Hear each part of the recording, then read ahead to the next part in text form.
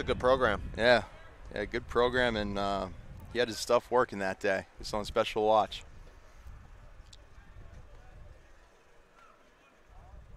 Mayback takes a look at Thwaites, and Randick will call time at the plate. The catcher, Tyler Randick.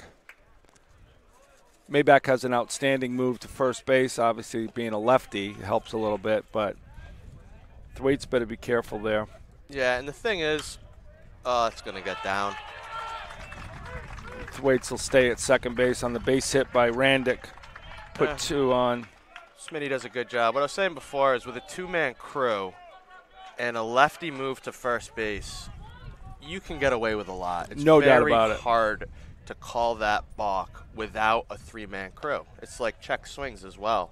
Very difficult for the guy in the field to actually see whether or not pitcher is balking or if a hitter has gone past the point of checking his swing. No doubt, Matt. I agree with you wholeheartedly. I think some travel coaches early on in the kids' lives teach the balk. It's only a balk if they call it, right? Yeah. First and second here in the bottom of the third inning. Salve's up 2-0. We're still joined by Becker College head coach Brian Keogh. Yeah. And Pat does a great job there of knowing he's not going to throw to any base, but just to see what the offense is going to do. And he fakes a move to second. Now Salve prepares for a bunt play. Colton gives the signal, and Coach Sorella is ready with his defense. Mayback is an extremely cerebral pitcher, as you know. Very, very smart kid. Love to get himself a ground ball right here.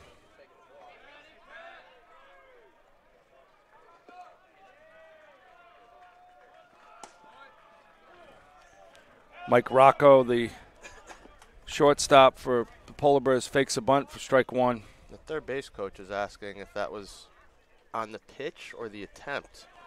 And I think they're saying it was the pitch. I thought it was the attempt because I saw the pitch. Don't blame you. Yeah. Brian, what do you think? I thought that I was thinking the attempt as well. Yeah, I thought he did it the attempt. Salve putting the wheel on, Matt. Probably going to go with the same play. Yep.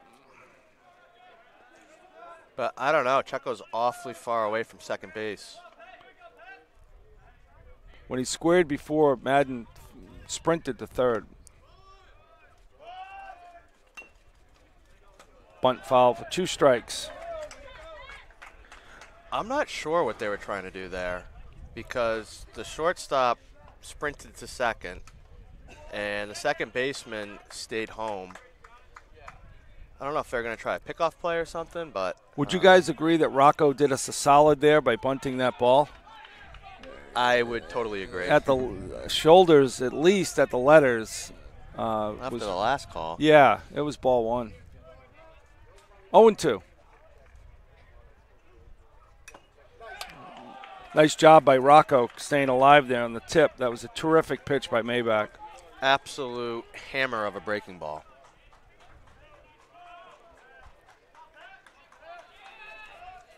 Brian, what do you think of Dylan Ketch behind the plate? He looks great.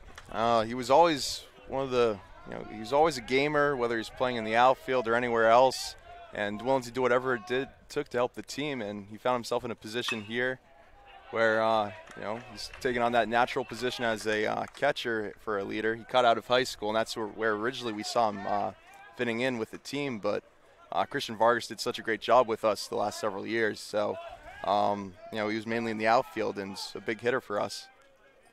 Yeah, it was terrific when you find out that he won the job in the fall.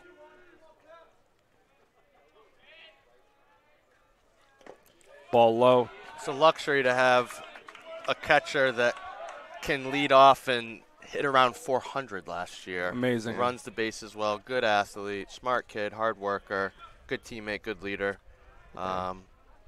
Very professional hitter. Oh, yeah. Too. Oh, yeah. He's got to be one of the toughest outs in the whole region. Absolutely. I know whenever we threw inter squads, I would always talk to our pitchers about how to go after him. And we had a plan for just about everyone. And, we couldn't find that hole with him, no matter how many times we faced him. There's a ground ball to left field, base hit to load the bases. So 2 failed bunt attempts and a seeing eye single loads the bases here with no outs. Thwaites at third, Randick at second, and Rocco at first. It'll bring up the leadoff hitter, Luke Kleinhofer, who grounded to short in the first. We're in the bottom of the third inning. Bases loaded, no outs. Catch looking over at the dugout for the signs, and Maybach has to go to work here. Outfield straightaway. Colton's almost on the grass at third. Catch does a nice job blocking that. Ball 1.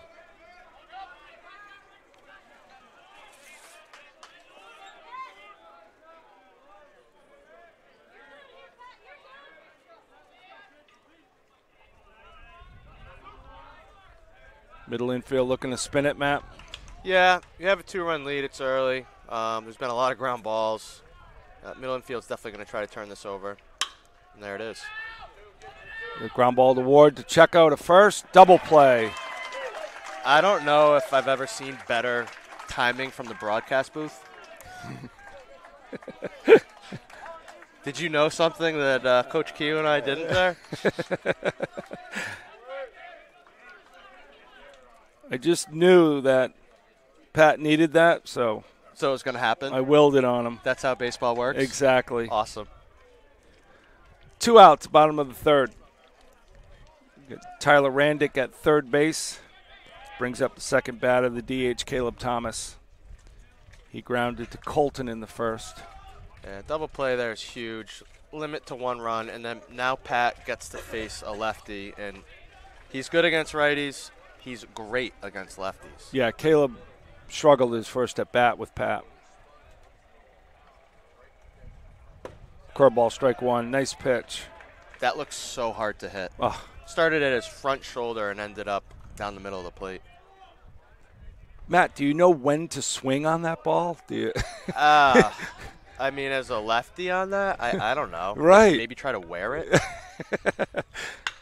And there's a fly ball to check to Bones in center. He goes back and makes the catch for the third out of the inning. The ball's hit pretty well. That was. Got to give him credit there. Put a good swing on it. 3 hits, a man left. After 3, Salve's up 2-1.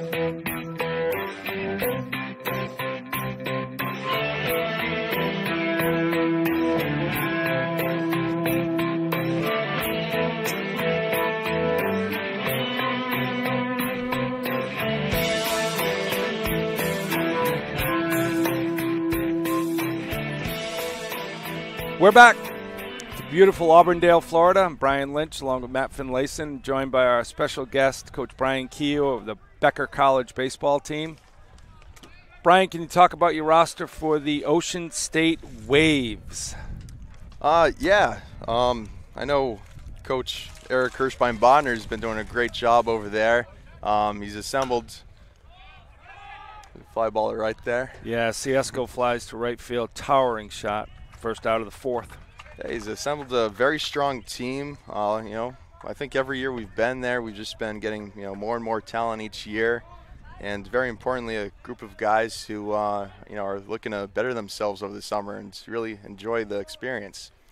Yeah, we got a lot of, you know, we always have a good URI squad and some local guys around Bryant. We've got a couple of returning pitchers as well, who I know are going to be very big for us. And we've got a couple of other guys who right now we're kind of looking to see if, you know, they might have a shot at getting drafted or, you know, if they're going to be able to play with us for the summer. So a couple of guys in limbo, but we know we're going to have a very good squad again this summer to compete with. To me, the biggest indicator of a quality summer baseball program is how many guys want to come back. Yeah. You know, how many good players want to experience South County, maybe live with the same host family, work with the same coaches. I think that's a strong testament to our host families, the coaches, the management, everything. And, you know, it's just growing every year. Like That's a great point, Matt. Yeah, and I know all the players who have gone on and they're playing professional now, there's still a lot of loyalty to the program where we see them at all of the events. They still reach out to the coaching staff and, you know, front office. So we're always maintaining our relationships with all of those players and the whole community that does a great job for the team. Yeah, I follow the Waves on Twitter, and it's a great way to become part of the program without being part of the program. Great communication out of the staff. So, Brian, talk about the summer program roster. Do you build 75% of it? Do you build 80% of it, knowing that a few guys may get drafted and you may not have them? Yeah, I'd say with what's going on, we do have a pretty strong wait list right now. Obviously, being in such a prestigious league, you're going to get a lot of players wanting to play in it. So we have players reaching out all the time, coaches who are trying to place players. But you do have to be ready for guys who get hurt, you know, different options that come up for them where maybe they're not able to make it in the end. So, yeah, we're at a point where we're making sure we're prepared. That Madden Ward has just hit a rocket to left field, and it goes off the left fielder's glove. O'Malley had to stop at second in case it was caught. Yeah. And Madden Ward will stand in with a double, a rocket to left field. I thought that ball was going to get out of here. Left fielder did a pretty good job on his first jump and then kind of fell into a back pedal, and that's where as an outfielder you get a little bit exposed. But from back here, it looked like that ball was going to be out of the park. Yeah, I agree with you. The left fielder, Davis, I thought did an outstanding job to get a glove on it. It was a complete bullet. Nice job by Ward getting a hold of this fastball. And that'll bring up Dustin Cicada. And he fly, infield fly. Shortstop will come in for the first out of the fourth. You know, one thing Salve hasn't done a good job with today, and I know Coach Sorella isn't going to be happy about it in the post-game talk, is productive outs with guys on base. You know, put the ball to the second baseman on the ground, get the guy in, move someone over to third. I think that was first pitch. Yeah. You got to have more productive outs from guys with people in scoring position. Yeah, and that's the second out of the inning. Checo led off with a fly ball to right field. Brings up Dylan Ketch. So 2 outs on 2 pitches. Correct.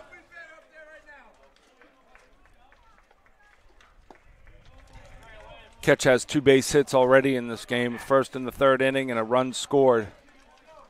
We'll take a look down at Coach Sorella. Yeah, Dylan's locked in.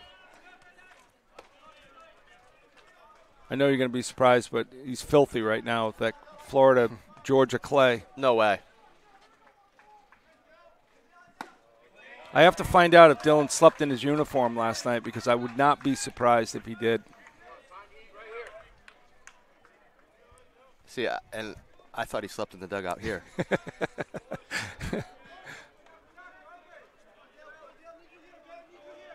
2-0 to Catch. Second and third, 2 outs. There's ground ball to short. Fires over, sails it over the first baseman's head. And that'll score 2 runs on the error by the shortstop. Big error by the shortstop. Costly would have been the third out. Instead, E6, 2 unearned runs. No doubt about it. Textbook out. Ground ball to short. He just, once he got it, like he rushed that part of it. Mm-hmm. He took his time to feel the ball, and then he rushed the throw, and it sailed over the first baseman's head. Yeah, I probably no saw shot. Dylan hustling. That's why you hustle every time. Out of the corner of his eye, I felt like he had to rush the throw and just airmailed it. You know, you kind of feel bad for Devin Johnson. He made his pitch after the rocket by Ward. He's going to get out of the inning. What else can you do? Not much. I mean, he's done a pretty good job of, like, bearing down in tough situations. And I'm a dad of a pitcher, Matt, so Coach Keogh, I'm going to side with the pitcher 101% of the time. Yeah. But Johnson will settle in. The junior has done a nice job thus far with not much to show for it. 4-1 Salve here in the top of the fourth. 2 outs. Colton and Remian settling in. 0-2 to Colton. You know, we had the pleasure of flying with the team yesterday. I got to tell you, it was, man. These guys are, every single one of them is a gentleman. It's a good group. They really are. Oh, and he plunks Remian on the shoulder. Johnson did not want to do that. That's the last thing he wanted to do. At all. It's just that fastball got in on When Colton. he does miss with his fastball, and actually a lot of his pitches, he tends to miss arm side and up. It could be a thing where he's just opening up a little bit too early on his release. Yeah, Matt, you bring up a great point. He hit Cicada in the same spot. Brings up Zach Smith, the senior captain. Smitty will graduate in May, a degree in finance. He's already got an offer to work in finance. Smitty had an outstanding summer last year in the Mink League for the St. Joseph Mustangs. Ball outside. Smitty, his exploits were captured on a photograph of him with an inside-the-park home run. And you've got the stands behind him, and the fans are all at gasp at Smitty diving in for the score at the plate. And he got it? Oh, it's unbelievable. They do a terrific job in their photographs and videos and things like that. And probably going to see a mound visit. Yeah, definitely. Yeah, good job. I was going to say the catcher might want to just talk to him and say, hey, man, I know we should be out of this inning, but let's get this guy. Yeah, great job by the pitching coach to come out and talk to him. So, Coach Brian, the Waves roster remains fluid until when, Brian? When do you lock in? Well, it is locked for the most part right now. You've got 100% filled spots, but we just make sure that we still have that backup plan in place. Last year, the year before, how many did you lose to the June draft? Ooh. Matt, you might know that answer better than me. Yeah, I mean, that's the thing that we've done a really good job with is overcoming draft adversity, I guess you would say. Yeah, so, like a year where Chris Hess and Austin Upshaw go 10th round, 12th round, and, you know, that's your 3-4 hitters. You have to figure it out, and that's why, you know, you do sign 33 guys. Yeah. You look for temp releases coming off the Cape. And you have to have depth.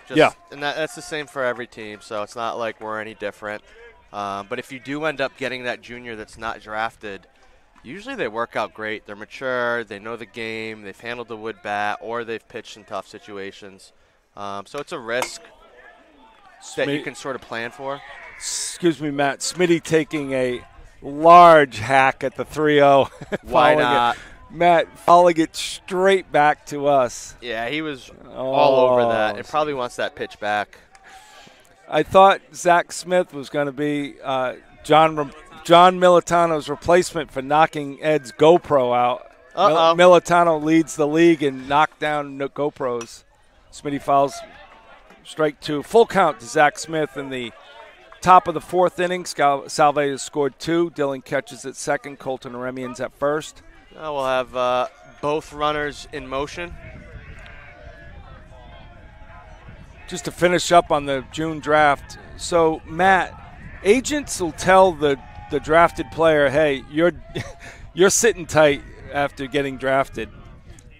Usually if they're getting drafted as juniors, they report. So, that's great. Yeah, and a lot of times you'll get drafted and it doesn't work out. There's got to be a financial package and that can include school that makes sense for you and your family. And it's a big decision for guys, but if you get the right offer, it's a wonderful opportunity, and you just got to make an educated decision. Johnson will look, catch back to second, just settle things down. I feel bad for the Ohio Northern Polar Bears because they should have been in the dugout about 15 minutes ago, but I don't feel bad for the Ohio Northern Polar Bears who should have been in the dugout 15 minutes ago. And I don't feel bad for our Tans. Smitty.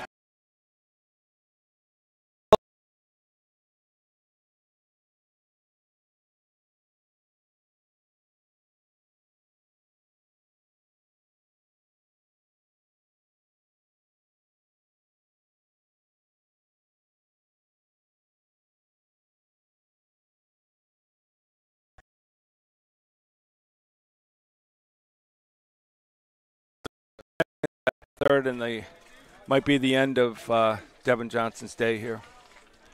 And that'll be it for Devin Johnson. Yeah, I believe only 2 of the runs were earned out of the 5. Could be wrong there. But not a bad job. Did a quality effort in trying to minimize as much as he could. His defense let him down a couple times. But, yeah, not a terrible outing, even though it's 5-1. Yeah, Matt, you mentioned it earlier. A big part of keeping that inning going for Salve was Dylan Ketch's hustle. That did put a lot of pressure on the defense. Got to that throw, and they got another 3 runs out of it. Even that ball to left field there. Dylan Ketch, again, running hard from second base. Charges it, kicks away. It didn't lead to another run, but it's things like that that can get you those extra runs. Doing the little James things well. Fisher. Sorry, Matt. It's okay. My apologies. You can interrupt me whenever you want. When I hear that you're doing Italian dinner tonight for the guys, you can go ahead and interrupt. I am making all of this myself. No. We're having ravioli? Chicken parm. Chicken parm. Lasagna. Oh, my God. Are we at Venda Ravioli? I flew down all the provisions for this meal I'm making at the Days Inn myself in my room. I thought you had it shipped from Italy. No, the Olive Garden couldn't make it, so we're not that authentic. And then ravioli. Very good. Spaghetti and meatballs. Eggplant parm. Oh, my God. Bread. These guys are getting the treatment. Caesar salad, house salad, which will not be eaten by any of these guys. What, are you working for tips down here? And if anybody can make it, 5 o'clock at the Days Inn, bring your appetite. And make sure you have a parking pass. I want to shout out to Donald Boba and Vinny. Vinny and Boba have done over 18 years, Brian. Coach Bry of feeding the team. Matt, you were here with those guys. Just every year that I was here, 2005 to 2008, those guys were such a huge help. And you might not realize it when you're a student athlete, but as soon as you leave here, you realize, man, these guys are doing a ton for the Salve Regina University baseball program. And really, it was they just loved being around the team and were so supportive. And Eric's dad was very good friends with both of them, and just wonderful guys and very helpful. Yeah, my hats off to Vinny and Boba. I had the pleasure of sitting with Boba to go over what he did, and I could not believe all he did for this baseball program for as long as he did it. Yep. Tristan Dacey steps in. It's funny, walking into the hotel, first thing the GM says, "Where's Boba?" and I said, "We have a new, younger version of Boba, and that's you." I don't know about younger, but they don't care about Eric and the coaching staff. No. Where's Boba? Where's Boba? Dacey sees ball 1. New pitcher for the Polar Bears is number 11, James Fisher. He'll throw over to keep Smitty close. Colton's at third base and Smitty's at first. Might see some action here. That wasn't as quality of a move as the starter had, and Smitty's a pretty good athlete. You bring up a great point. With Dacey up to bat and his last base hit that he got to right field, I wouldn't be surprised if Smith is on the go. Daisy flies the ball to shortstop, who camps under it for the third out of the fourth.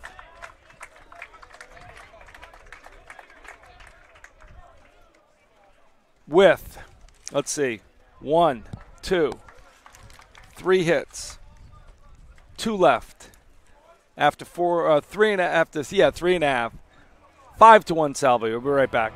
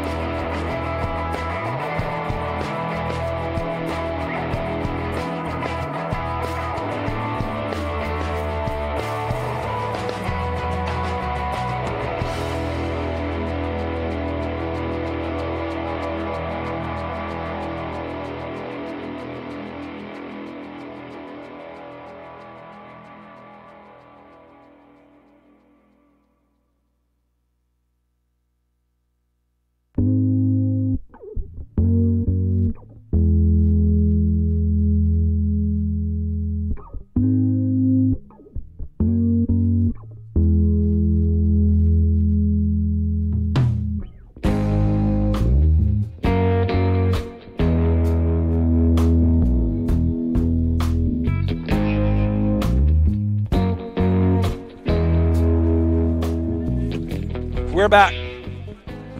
Outstanding top of the fourth inning for Salve to claw together 3 runs after they really should have been out of the inning. We got the ground ball to short. He sailed it over Burkett's head at first.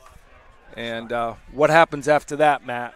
They score a couple of more runs. Yeah, sorry, I was applying 50 SPF to not get a weird tan when I get back. You know, this broadcast booth has a few sun openings. There's a line drive to Checo.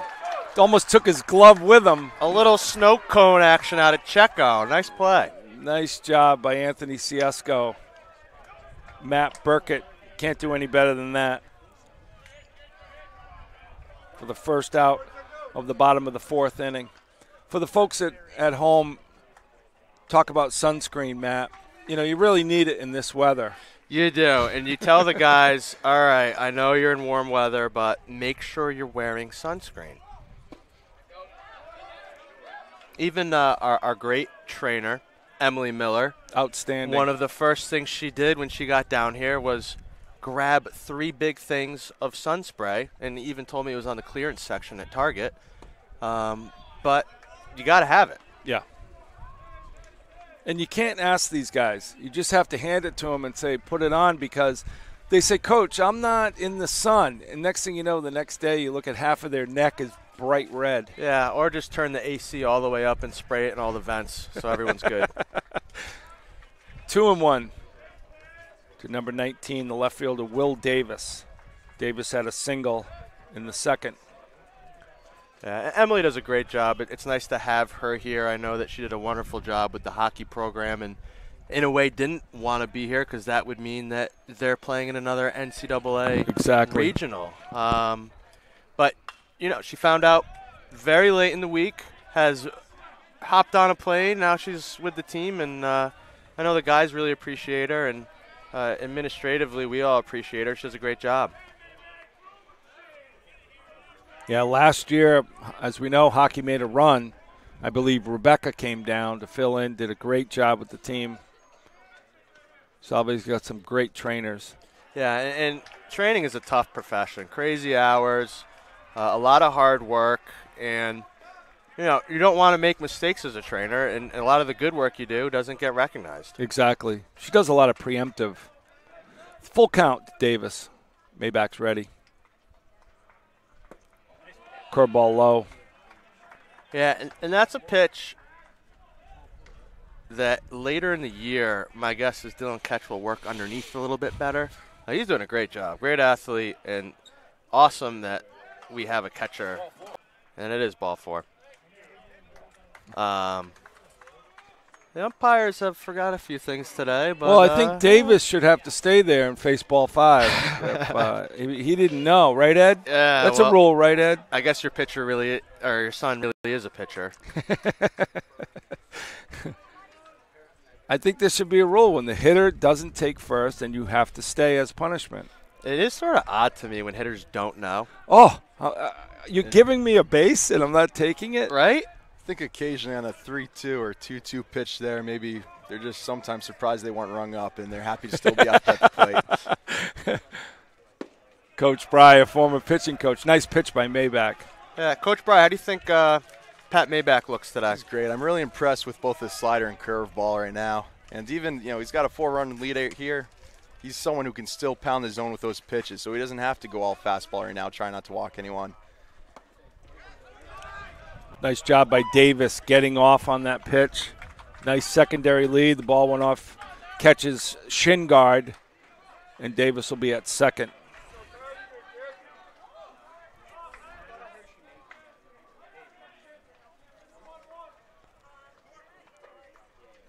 And like you said, Matt, catch is only going to get better in blocking and everything. He hasn't been tested yet on the base paths. No, but he's got a pretty good arm. His footwork's pretty good. His receiving's pretty good, and everything's just going to get better. He really cares about how he's helping the team, and he's done so many different things already. Wait, Andy hits 400? Right? I'll take him. Unbelievable. And he's a good student. Oh, yeah, he's a gentleman. 2-1 to Corey McMahon, the right fielder. Struck out in the second.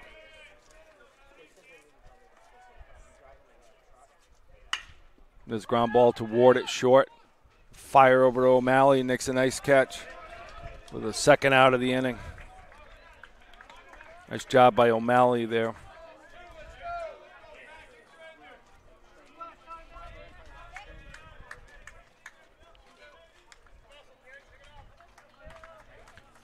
Bring up the second baseman, Phil Buckingham.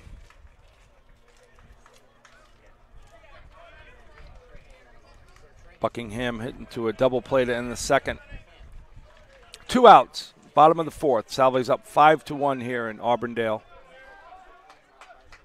Nice breeze here today. Ground ball right up the middle. And that should score Davis with the second run. Yep. And Buckingham will make it down to second on the throw. Be a base hit.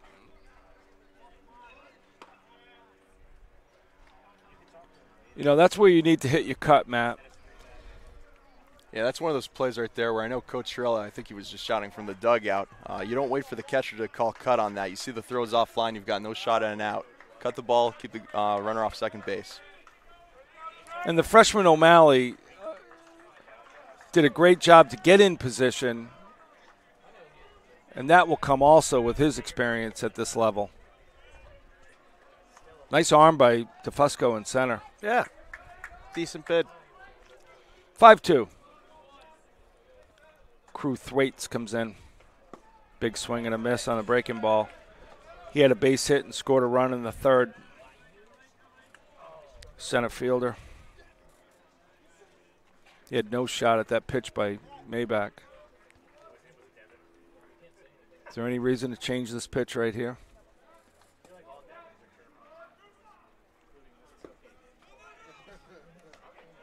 Nice job by Catch blocking that. These pitchers were spoiled the last 4 years with Vargas back there. Blocks everything. Christian did a phenomenal job. Eric was so hard on him freshman year to mold him and train him and teach him, and Christian took it all in, never complained. Ended up calling pitches eventually, which with Coach Sorella, that's a huge deal. Yep. Because he is an analytical guy and likes to evaluate the opposing lineup, and it's one of his strengths is attacking deficiencies, and just him and Vargas, their relationship, and how in tune with each other they were, and how Vargas handled the pitching staff. It's a great leader, and it seemed he wasn't amazing offensively, but he had all the clutch hits. Yeah. Not that he wasn't productive offensively. No. Matt had the pleasure of watching Dom DeSano before Vargas and meeting Dom and getting to know Dom. At the Seahawk to Seahawk. Incredibly. And there's a line drive to DeFusco to end the fourth. Good first step there. I was incredibly impressed with Dom DeSano. And that'll end the fourth. We had a hit. We had a run scored. We left a guy. After 4, Salve's up 5-2. We'll be right back.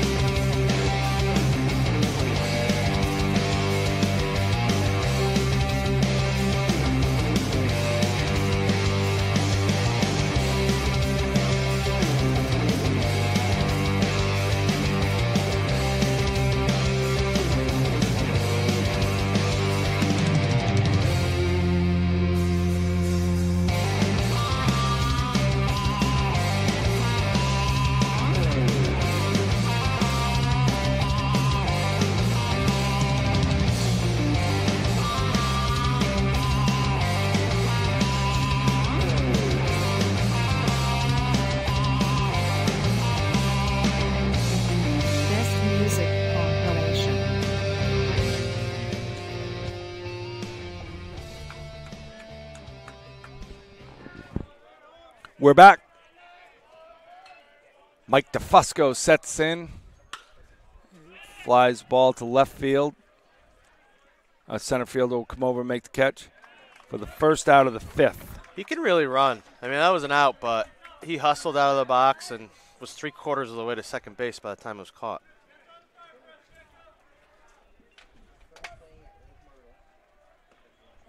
Bones just hasn't gotten going yet. Coach Harrison Barlow giving him a few words. Great to have Harry back. Barlow's a phenomenal coach, really connects with the guys well, knows the game, has always been a student of the game, and awesome that Coach Barlow is back at Salve. My son Jonathan Lynch had the pleasure of playing a couple of years in the Sunset League with Harry. Just to talk about a coach on the field. The Sunset League, where legends are made. Immeasurable experience for him. You know, I have a batting crown in the Sunset League. That's awesome. I'm not surprised, Matt. It all went downhill after that, though. 0-2 to Anthony Ciesco.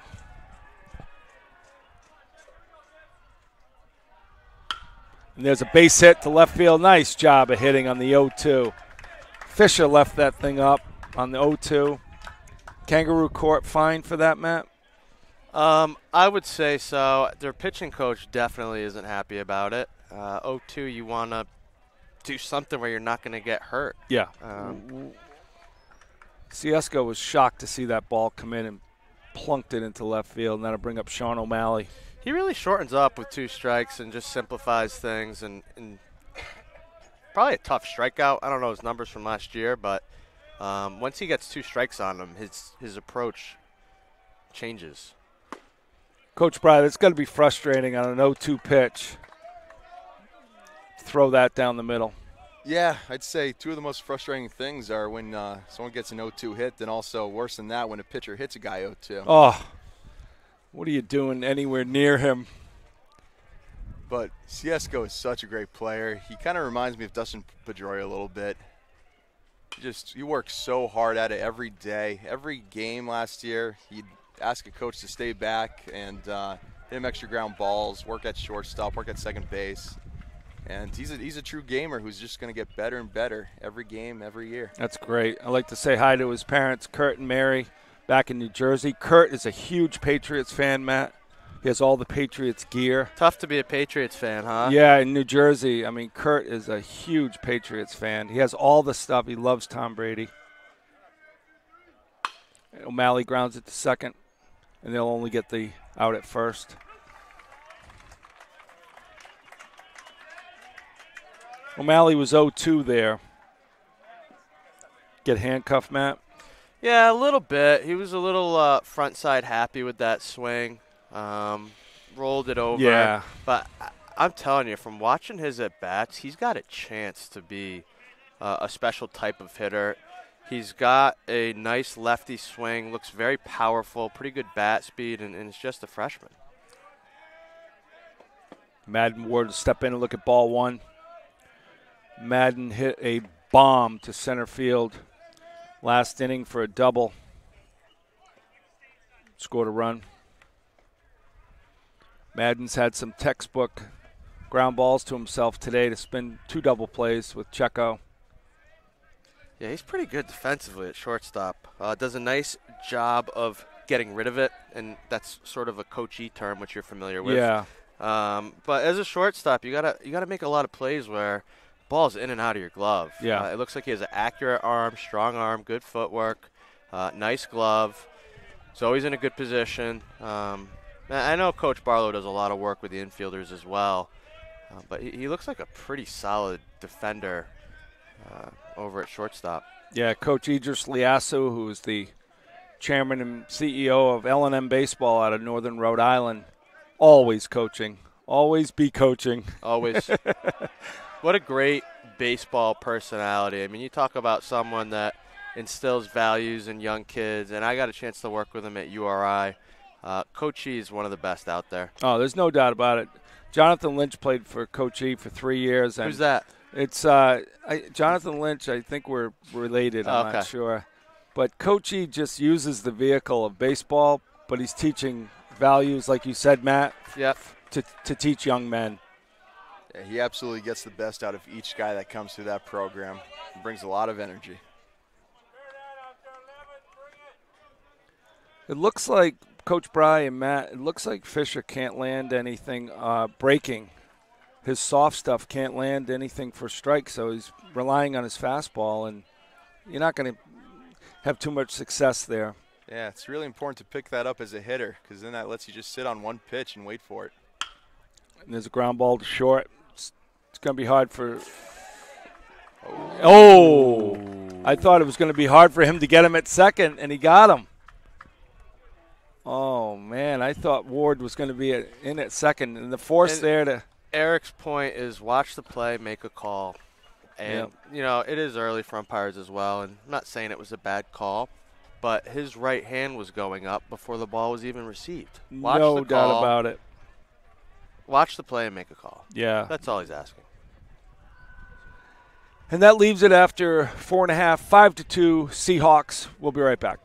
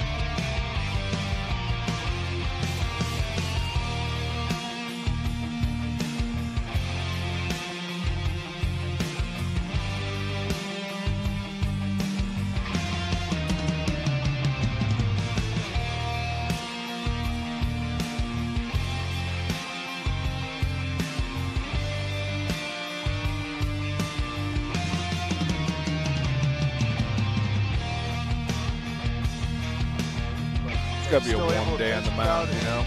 It's a warm day in the booth. Yeah, it is. It is. Just make sure my schnoz isn't good. Are we on? We're on Oh, We're going to man. make sure Matt Finlayson's big nose doesn't I don't get want red. to go back looking like Rudolph. I mean, I know it's cold and there's snow on the ground, but Matt Finlayson just had me apply sunscreen to his face. It was very, very awkward. I did not feel comfortable we're not doing going to it. talk about it I did anymore, not- Brian. I will not do it again. And I'm okay with that. It was. Matt, do you need any more sunscreen on your face? I think I'm right, this I'm right here. Banana Boat 50 SPF should take care of me. 0-2 here in the bottom of the fifth. Maybach just threw his best changeup of the game right there. And there's a ground ball to Colton and right over his glove by Tyler Randick, who has his second hit of the game. Yeah, definitely a hit. Took a sort of a weird hop. And, you know, as the game goes on, sometimes in the base paths you see a ball like that. Uh-oh. You okay? Ohio Northern scoreboard operator Just broke a chair. Tommy, Not in anger. Tommy Maybe it's because Fletcher. he had 3 cheeseburgers. You all right, Tommy? Tommy's good. Tommy's a probably 6'3", right, 6'5", righty or lefty, right-handed pitcher. Tommy Flesser. To all those girls, and there's a base hit to left field. Cicada will come over and cut it off. And we have runners at first and second to start the bottom of the fifth inning for Maybach. Yep. The only thing that chair needs now is the trash can.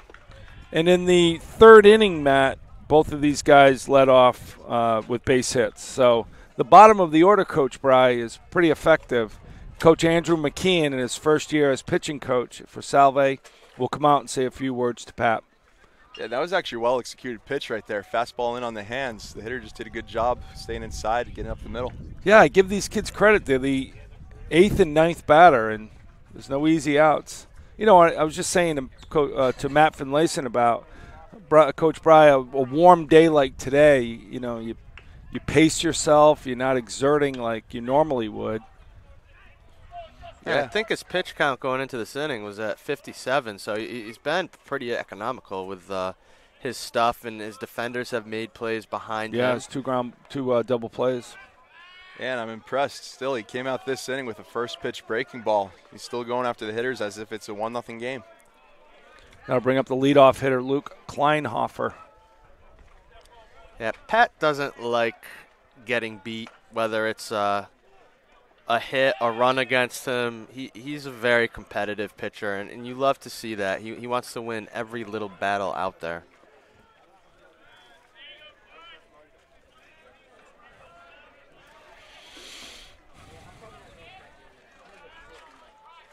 Pat settles in after the talk by Coach McKeon. Breaking ball down.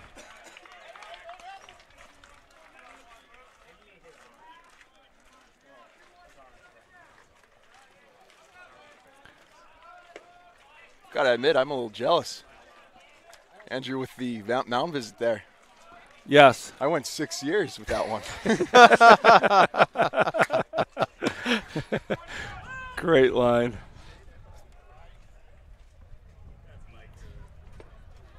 I think Coach McKeon gets one, Coach Bry, and he used it right there. They're like mulligans at the Salve Athletic Golf Tournament. Which the Seahawk Open, by the way, is coming up April 29th. Check everything out on our website under Inside Athletics, Seahawk Open. Where is it, Matt? Wanamatonemy, beautiful country club in Middletown, Rhode Island, about 10 minutes from campus, on the water. Their GM, Dennis, has been wonderful to work with. Going to be a really fun event, great day with a lot of alums already showing interest. And we've had some registrations coming through, so sign up today and join Salve Athletics at Wanamatonemy Golf and Country Club. That's outstanding.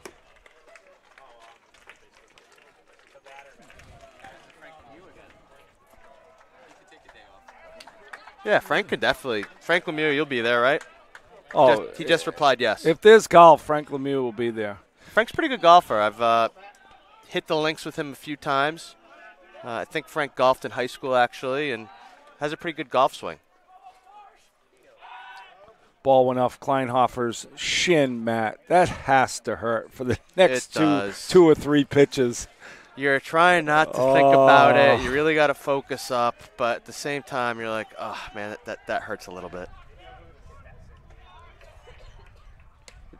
Ball up, gets by catch, and the runners will move up. So Randick will be at third, and Rocco will be at second. 2-1 to Kleinhofer.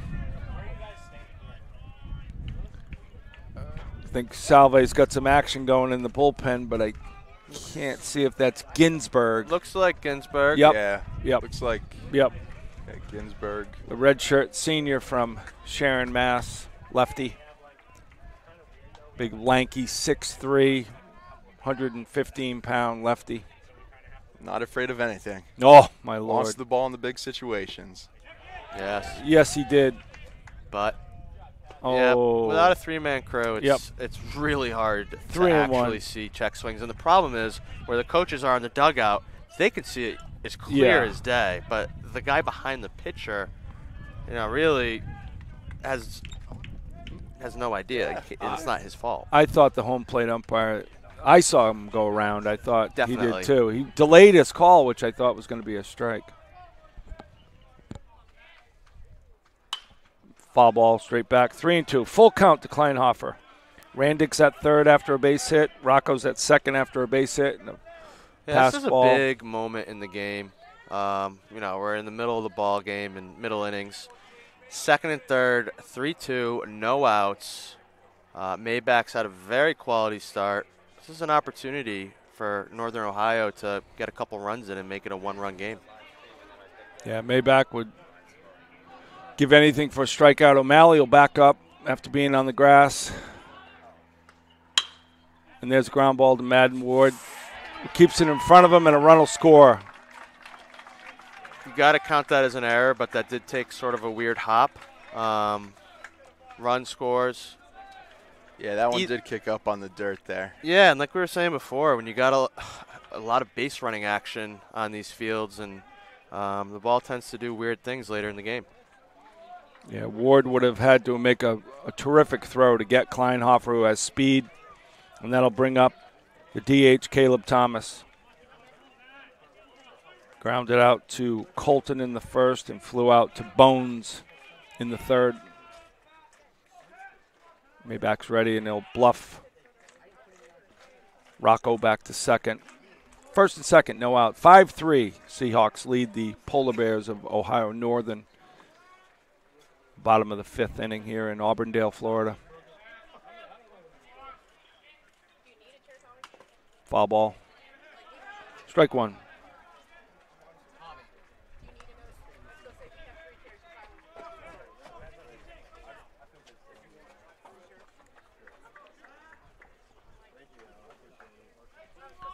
Fans have gathered here for both sides. Salve's got a packed bleachers, as always.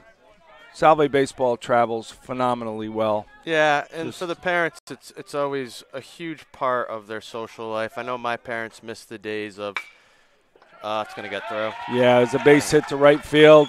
That'll score Rocco. Oh, God.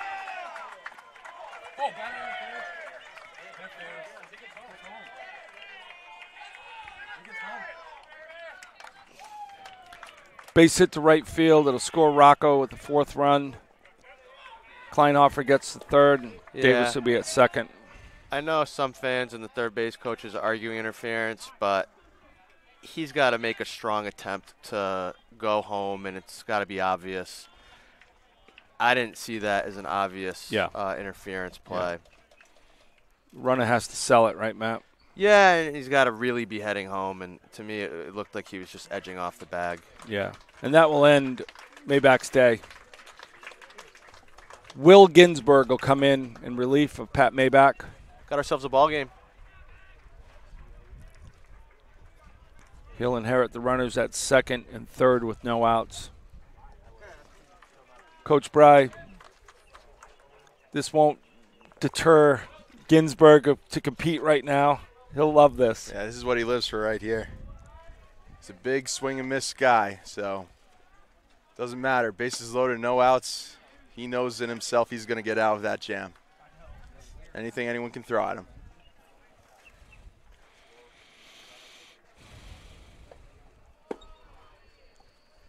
Senior captain from Sharon. His parents are here, Eric and Betsy. They have relatives here visiting.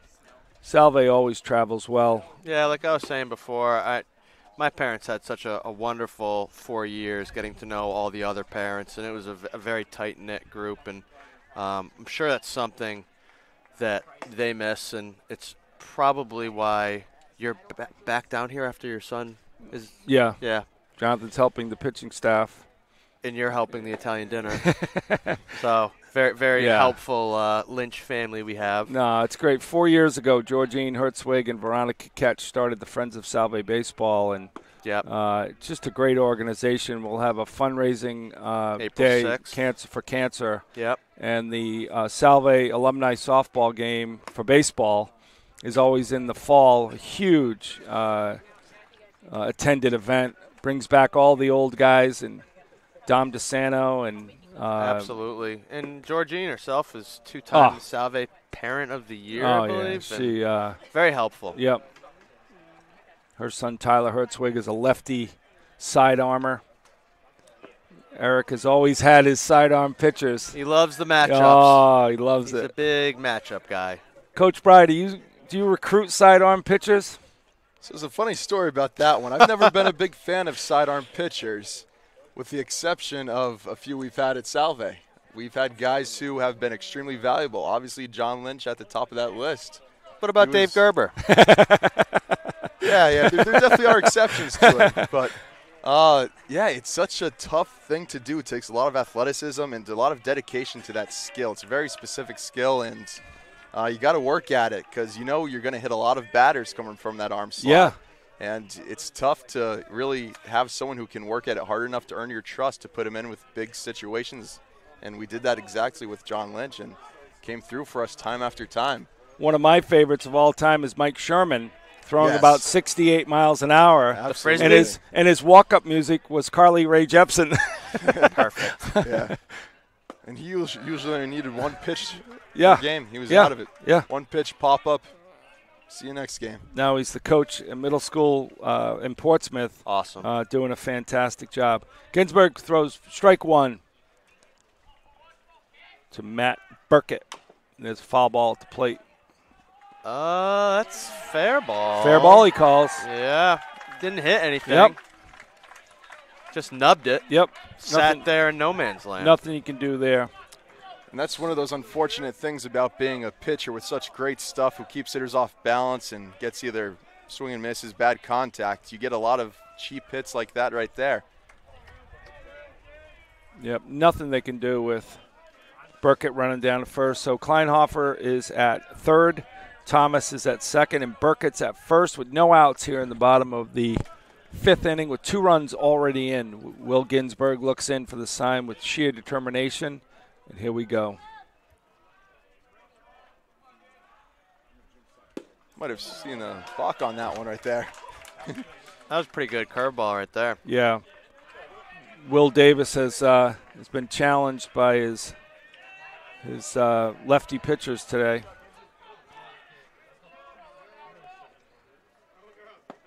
Strike 2. 0-2 to Davis. I wonder what's coming. I'd like a K right here, Matt, please. Maybe he'll try to bounce a curveball. There's a ball flying in from the other fields. Nice stop by Ciesco. And the umpire has a cannon. Umpire just threw it on the fly to the other field. I think it went back to our hotel. I think I'm going to see if there's any eligibility left with that umpire. And there's a strike on the outside corner, and there goes Davis. And Ginsburg just wants the ball back. Unbelievable job by Ginsburg. He's like, give me the ball back, let's go. For the most important first out of the inning. Bases loaded, 1 out. He's a ground ball away from hitting. I mean, I think if you predict a ground ball based off of last time, we'll probably get one. So. Yeah. I think Madden Ward deserves his 3rd double play of the game with Checo. Okay, let's see it. And it should happen right now.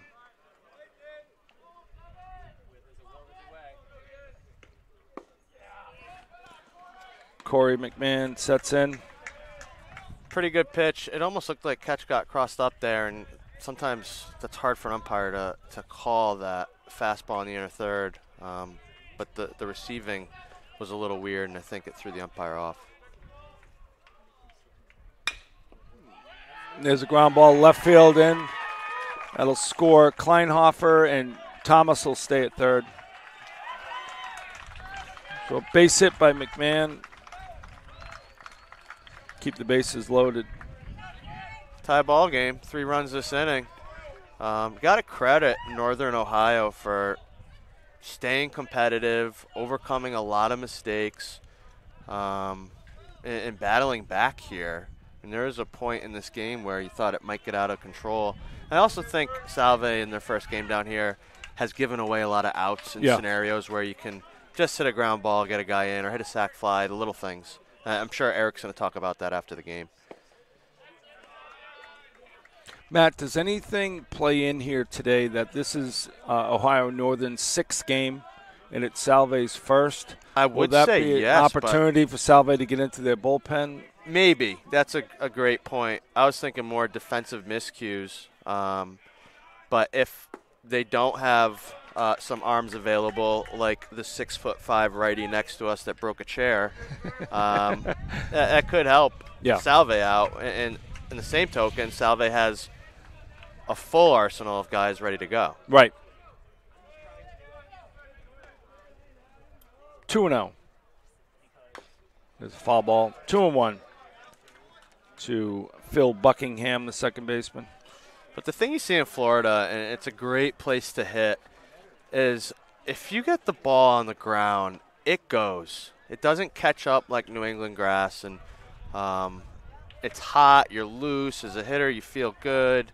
I always loved hitting in Florida, and when you hit a ball hard on the ground, unless it's right at someone, there's a strong likelihood that you're going to get a base knock. Yeah, it looks like turf here. Another good pitch by Ginsberg. 2-2, 1 out, 5-5, bottom 5. Ground ball away. Nice job by Catch blocking that. Full count. Dylan continues to work behind the plate. Very hot day. Having seen him catch at URI, I guess the one negative I had on his defense was a tick slow with his blocking, but clearly it's something he's been working on. Today doing a phenomenal job. Yeah.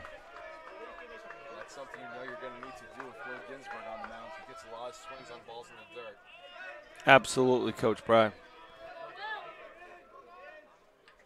And there's a check swing strike. Nice job by Ginsberg on the K. Big out. 2 outs, bottom 5.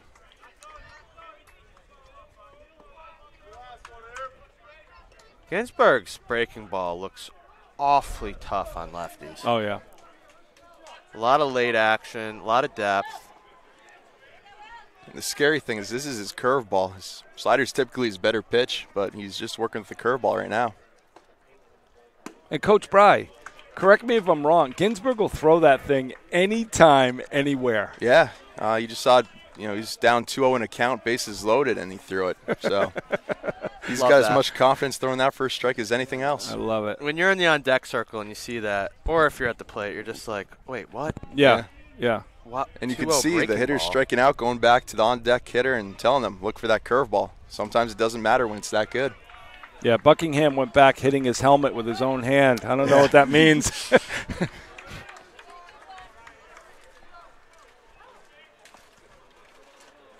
2 outs. 2-0 here to Crew Thwaites. Bases loaded with polar bears. They have to be hot down here. There's a ground ball off Ginsberg's glove. And that'll score Thomas. Hopefully Will's all right. Looks like it got leather. Definitely a base hit. Ball was hit pretty hard. Yeah. Ball took his glove off his hand. Probably prevented a run, though. Yeah, no doubt. That ball was going up the middle. Now, I know there's polar bears on the field. Do you think there's gators in the pond over there? Oh, no doubt. Definitely. No doubt about it. Coming down yesterday, landing into Orlando, all the players were looking at the bodies of water, the ponds and lakes, and all they could talk about were the alligators. Yeah, when I was living down here for 2 years, I'd always do that in the Orlando area. Only once saw one in the area, though. They are not pleasant to see. Yeah. 1-0 to Tyler Randick, who led off the fifth with a base hit. Very good pitch there. It looked like it almost split the plate, but it is a hot day, and we all make mistakes. 1-0 to Randick. 1-0. Ball outside. Catch held it there, did his job, but did not sell the umpire. You know, Coach Brian, Matt, a couple of years, the past 3 or 4 years, Salve on a 6-5 deficit will come back and score a couple of runs right away. We'll see. Sign of a good team when you respond to giving up some runs by scoring some runs and picking your teammates up. That's what wins ball games. Dylan Ketch will get us going. There's a base hit up the middle. That'll score 2 more.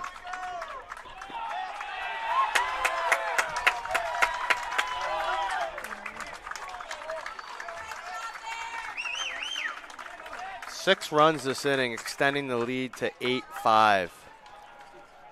Huge crooked number out of the Polar Bears, and they've done a really good job competing each at bat and getting some big hits, taking some simple swings on tough pitches, and you know, it's not really any home runs or even a lot of extra base hits. It's a lot of base hits, working counts, a lot of 2-strike hitting.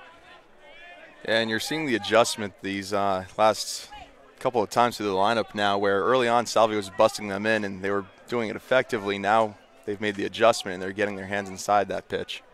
I mean, I got to give it to Randick, batting 8th. Base hit to right, base hit to left, base hit up the middle. What a day. Kid's 3 for 3. Ball 1 to Mike Rocco, who had a base hit in the 5th here and scored a run. How many runs have they scored with 2 outs here? Oh, man, 2, 3. Wow. And that's Salve's MO.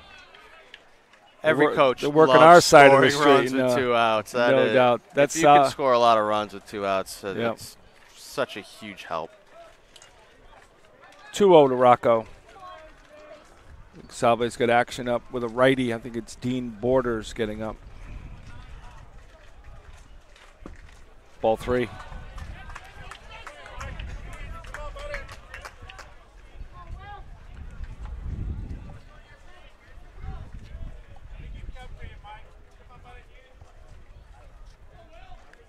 Waits is at second. Randick's at first here with 2 outs. Ball 3. That might Ball draw 4. a mound Ball 4. visit. 4-pitch walk. You know, Will's got to lock in here and make sure his body language stays positive and try to get the next guy. Yep. Coach Eric Sorella has a lot of faith in Ginsburg to get this last out so they can hit. It's been a while. Yeah. It's a long, long bottom 5.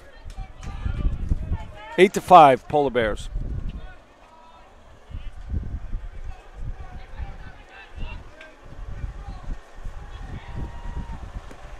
Ball inside. Oh, it hit him. And that'll score a run.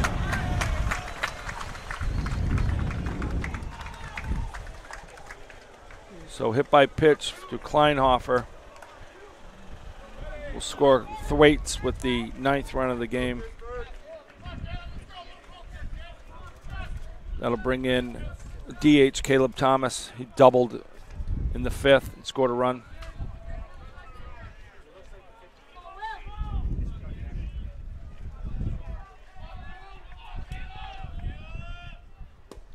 Swing and a miss by Thomas. I think he was guessing breaking ball there, and Ginsburg went fastball in.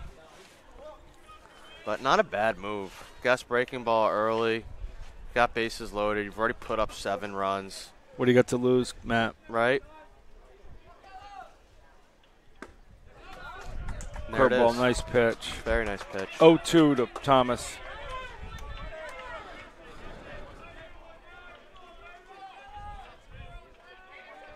Salva's giving up a touchdown here. They'll be ready to hit now.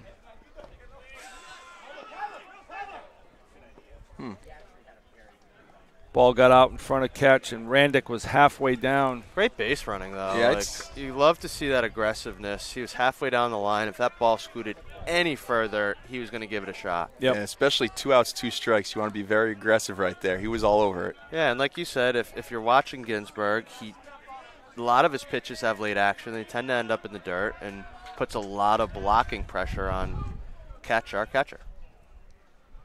And there's strike 3 to end the inning. 1, 2, 3, 4, 5, 6, 7 hits. 1, 2, 3, 4, 5, 6, 7 runs. After 5, 9-5, Ohio Northern. Right back.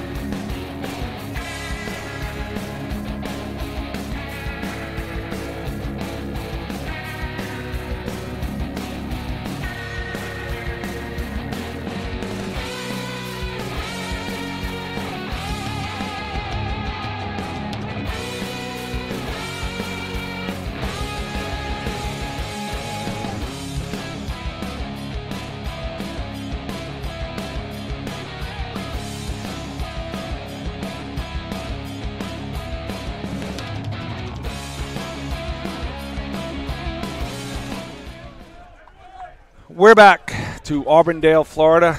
Brian Lynch along with Matt Finlayson and our special guest, Brian Kiu, former pitching coach at Salve, now the head coach at Becker College, and our crack engineer and producer, Edward J. Habashaw, Esquire. And he just, the venerable one, Ed Habashaw. No one does it better. I don't care where you are. ESPN, Fox. Does not matter. CBS Sports, Ed Habashaw is the best. Last year they named the Spirit Award at Salve after Ed Habashaw, and it was the best thing that the Salve Athletic Department could do to honor Ed Habashaw. Fitting. 1-1 to catch here in the top of the 6th inning. Salve had a bottom of 5 to forget. They'll face James Fisher. Catch will pop up to left field. Left fielder falls. Slipped. And the ball will drop. And Catch running the entire way on a routine fly ball, and he's standing at second base. That's why you sprint out of the box. Anything can happen.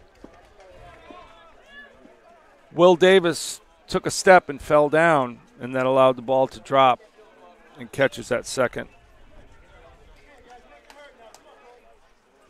I mean, he definitely slipped, but I don't know if he actually dropped the ball. I don't think he got a glove on it, right? So it's That's a double. Yeah. Wow. I don't think he got his glove on it, so. I think Dylan would say that's the cheapest double he's ever had. He'll take it, though. I don't think he's going to argue it tonight. Colton looks at ball 1. So right now, Matt, you're down 4-0. Yep. What are you trying to do here? Well, you can't run into outs on the bases. That's a cardinal sin when you're down runs. If you're up runs, yeah, you can take some chances, but you don't want to give away run opportunities. You really have to have quality at bats. I think their starter was actually harder to hit than the pitcher now, so have confidence up there. Work each at bat. Keep the line moving. And trust that your teammate behind you is going to have a quality at bat as well. You know, what better way to start the 6th than the top of your order with a double by Catch? He'll take a nice lead off second. Colton takes a nice hack. Coach Bry, what have you seen from Colton in the last 4 years? Well, he's a very exciting player who is highly explosive at the plate and on the bases. You know, he's up there, and the way his swing and power works, he gets the ball, it's dangerous. He's not just going to hit little singles. He can, you know, hit his share of doubles and put it over the fence. And as a defender, he's grown tremendously. I know we originally started him off at shortstop, and then we moved him to a new position for him at third base. You know, he's open to making that change, worked hard at it, and he's really become a very good defender over there now. Coach Bry, I've seen Colton go on stretches where he's gone like, 9 of 11 with 4 home runs. Incredibly streaky. He is, yeah, and when he's hot, the whole team's doing well. He can really carry an offense. Exactly, Coach. He is, when he's on fire, And he's usually not taking too many pitches in those streaks either. No. He sees the ball, he wants to hit it. Brian, what's it like having his smile on the in the dugout and in the clubhouse all the time? It's great. I always love those guys who just have fun playing the game, no matter what, whether we're in the cold in Rhode Island or. Going to be a tough play. Makes the play. Colton hit a rocket to third base, who kept it in front of him, made the nice throw to first, and Catch took advantage of that, is now at third with 1 out.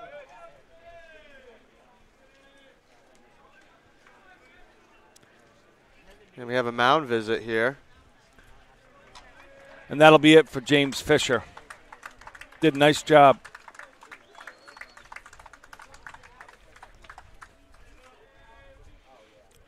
Tell you who this relief pitcher is for another Ohio tall Northern. righty. I'm going to give the microphone here to Northern Ohio baseball pitcher. Let us fill us in on number 16. This is Scott. He's been a great pitcher for us. He's been able to throw a lot more strikes and keep the ball low. He has mostly a sidearm action, kind of submarine. Mix it up, yeah, right there. There we go. So he mostly mixes it up between over the top and sidearm. He'll throw a little change up or kind of like a knuckleball in there here and there, but he'll mostly stick to his fastball. But the way he messes guys up is with his sidearm action there. He'll go to that whenever. Thank you, Tommy. Okay, now let's run that scouting report over to the dugout. Just kidding. You could check Tommy out on Tinder and Bumble. He's down here, girls, in Ohio, single, righty. But just bring 2 chairs on the date, Matt, because he crushed one of them already here. Done. No one will ever sit in it again. Coach Bry, sorry. Coach Bry, how do you approach this kid from the side? How does Zach Smith try not to keep it pounded to the ground? Well, the key is sidearm guys are typically going to work you away, keep the ball down low. They want you to roll over, so you get up on the plate. Anything inside, maybe you can turn and let it hit you. But if it's away, you got to go with it. You try to pull the ball, you might roll over. And Smitty has seen sidearmers his whole life at Salve. Yes. Yeah, it's definitely an advantage that the Salve hitters have going for them. With a number of sidearm pitchers they've faced in inter squads all throughout the fall and spring preseason.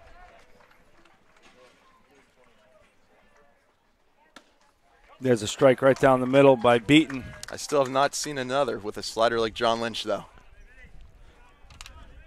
I think Jonathan will tell you that Coach Idris Liasu had a role in that, and then working with you, Coach Bry. Yeah, I was kind of shocked when I asked him. I saw him throw it, and I asked him how he was holding it, how he was throwing it. And what he told me is something that I would not have ever taught. But it was effective, so we just decided it was best to leave it as is and not mess with it. Don't ruin a good thing. It's a feel pitch, right, Coach? Absolutely. It's very challenging. I know a lot of people always want depth on the breaking ball. When you're throwing from the side, that's not really possible. So it takes a lot of arm speed and a very strong wrist to stay firm so you can get that nice side frisbee action on it. Matt, it was told to me a long time ago, you have to be athletic to throw from the side, and you don't see many heavy sidearm pitches. That's an outstanding pitch away, and Smitty. Yeah, that was a funky pitch. That looked really tough. Started on the plate and ended up in the lefty's batter's box. I don't know if he's got some sort of breaking ball from that angle, but really, really tough pitch there. Huge out for Northern Ohio. Smitty might have left the best pitch in the at-bat go by him. Oh. And Dacey hits a rocket to right center, and that's going to go for a while. Gone. And that's a home run by Tristan Dacey. This is a big park. A bomb. We said it before, not many hitters have as much power as Tristan Dacey, and that ball left in about 2 seconds. The center fielder started to give chase and gave up. Yeah, it's another struggle for many sidearm pitchers facing the opposite-handed batter.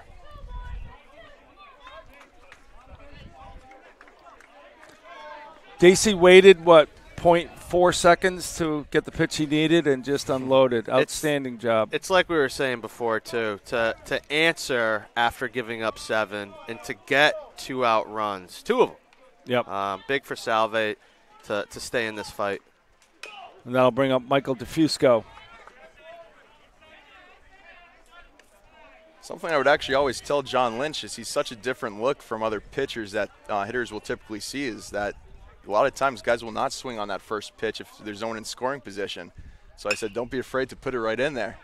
But that's one of those situations where lefty was ready for that first one. Yep. And Mike DeFusco flies out to right field to end the top of the 6th inning on 2 hits. And nobody left. Salve's down 9-7. We'll be right back.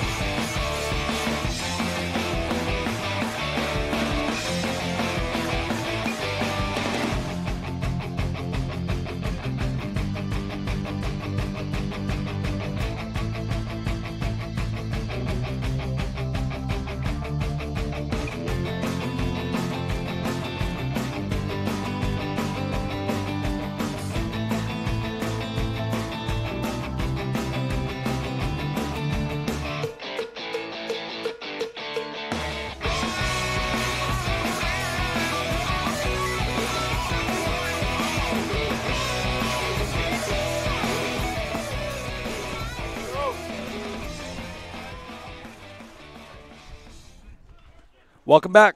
to Auburndale, Florida. Brian Lynch along with Matt Finlayson and our special guest, Coach Brian Keogh from Becker College, a former Salve pitching coach.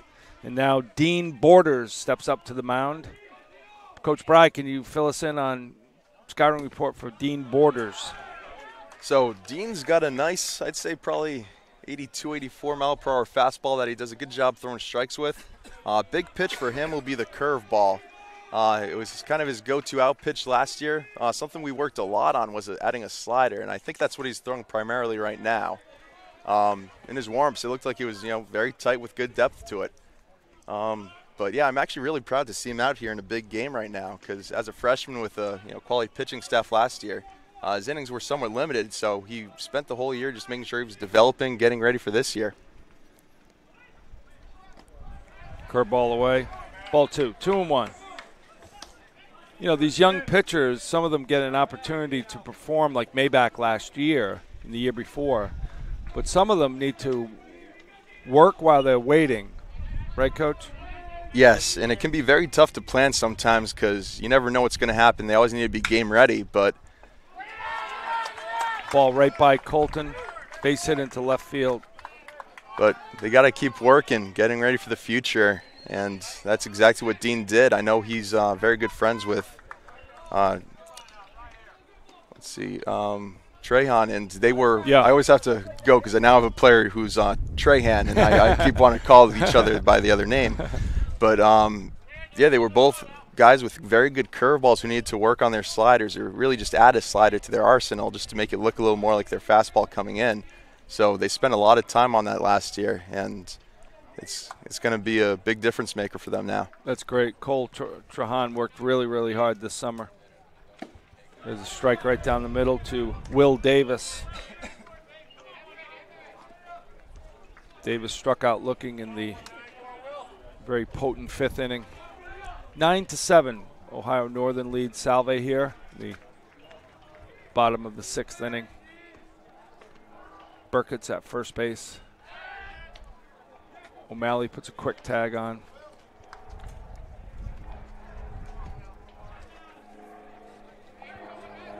A lot of fans here today. Look around the park. A lot of families have traveled from the cold or wherever, and there's 4 games going on around us. It's just a nice atmosphere down here at the Russ Mat tournament.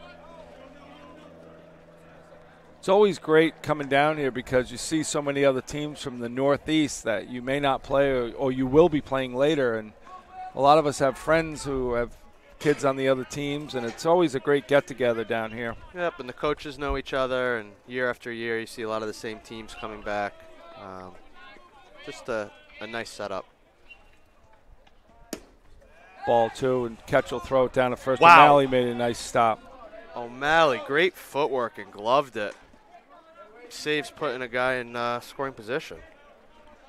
Yeah, sometimes big guys get a bad reputation for their athleticism, but O'Malley's got good hands over there and that quick step. Yeah, that was like cat-like. And Matt, anyhow, O'Malley has to stop that ball. Anyway. You cannot let that go to right field. You just cut it to 2 runs from 4.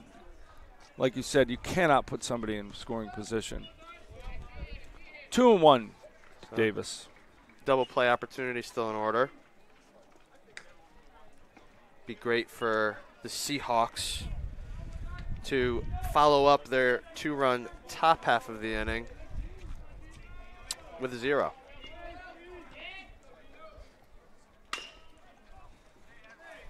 Two.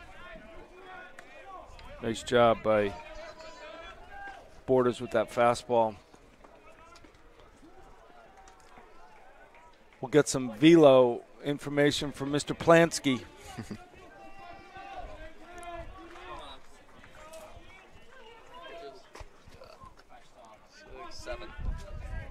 87, Matt? 82. Good move. We want to tell Ohio Northern it's 87, though. Yeah, I was going to say it doesn't look 87, but it does look like a pretty heavy fastball. 2-2 to Davis. Borders is ready. Yes. Curveball. Ooh, Borders wanted that. Yeah, it was strike 3, but not called, and it's gone both ways today. Looked like the ump gave up on that ball. He did.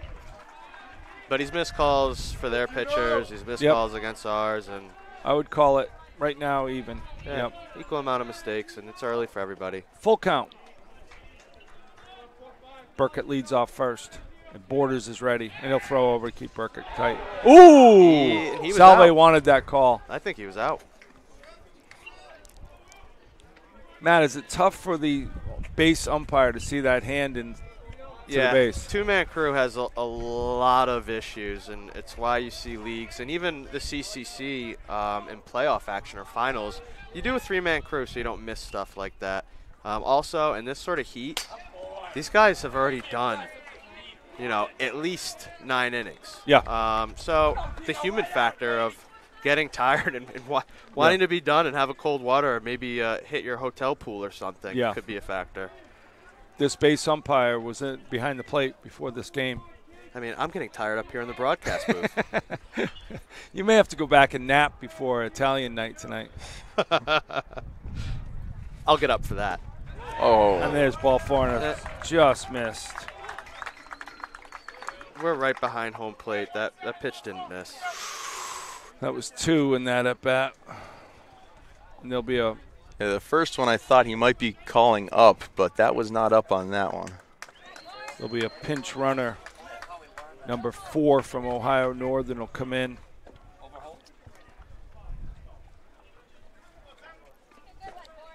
What's Overholt's first name? Coach Sorella having a few words with the Chayton. home plate umpire. Chayton Overholt. Chayton. Chayton. Chayten.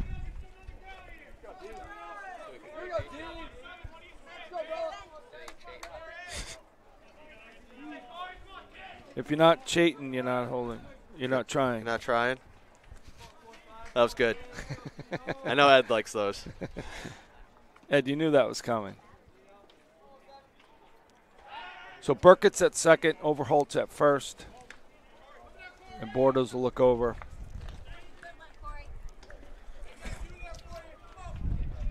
Colton Aremian will tell his infield to sign.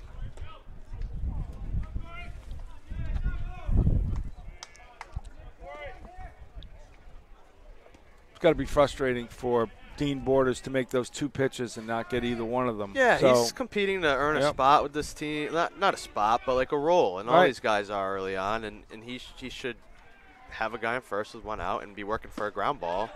Oh, and that's another strike missed. I mean, this is...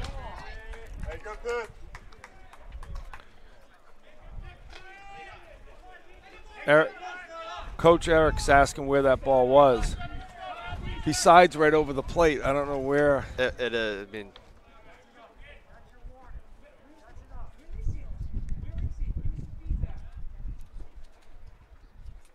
it's tough for Dean. I mean, he's competing out there. He's throwing good pitches, and that ball's not up. It's over the middle of the plate. So he's trying to work out of this inning and get his offense back up there. And a really good kid that's putting in a lot of work.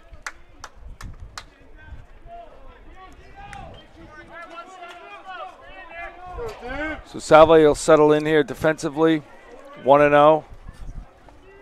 Corey McMahon singled and scored in the 5th. Borders is ready.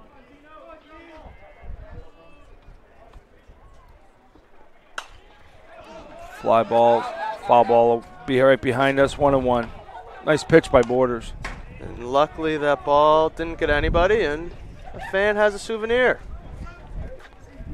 I wonder if you can return it for a hot dog or $1 like Old Mountain Field. Right. Home of the Ocean State Waves, where season tickets are available. Come see the stars of the future and the coaching staff. Nice ball. Nice job.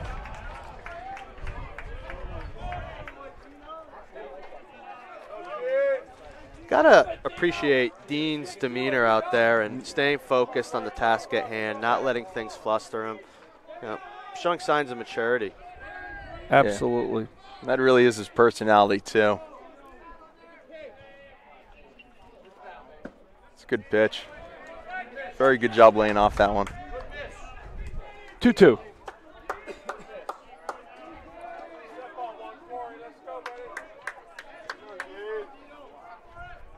Umpire looks exhausted. Don't blame him. Got two coaches barking at you. It's like being home, Matt. Uh-oh. Not my home. No, of course not. My beautiful wife, Carla, would never. It's Kyle Brown hustling to get that ball. Great to see Brownie with the blonde tail. Yeah, I'm not sure about the hair look that some of these guys have, but I I guess when you're in college, you can get away with that stuff. I think they're trendsetters. I think you're going to see this haircut I don't all know. over To the me, place. it's a repeat of like Eminem and low levels and moves up. yeah, all those peroxiding the hair, bleaching the hair. Ed, are you calling them low levels? I'm talking future major leaguers. Some of the hairstyles look professionally done. I think they went to stylists and had it done. Doesn't look like they I don't did know. it. I don't know what you're seeing. That sounds about right with this group, though. Coach Bryant, doesn't look like they did it in their dorm room. Oh, absolutely not. That's a base hit Base hit to left. to left and held up. Cicada will keep him at third with the bases loaded. Yeah, No right out. there. Still nobody out. Not a bad pitch either. Two-seamer going away at the knees. Just found a hole. So Burkett's at third, Overholt's at second, and McMahon's at first. And Borders will look for his first out here with number 26, Phil Buckingham, struck out in the fifth.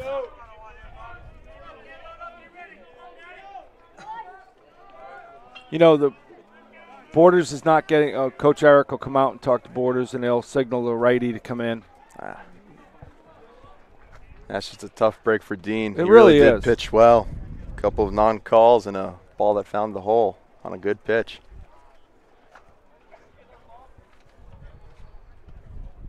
Can't agree more with you, Coach Bry.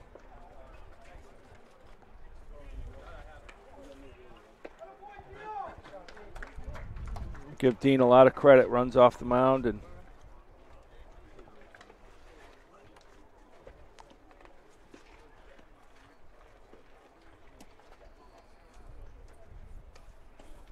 you see the number? I believe Coach that's Bry? Jacob Simon. Oh, okay, great.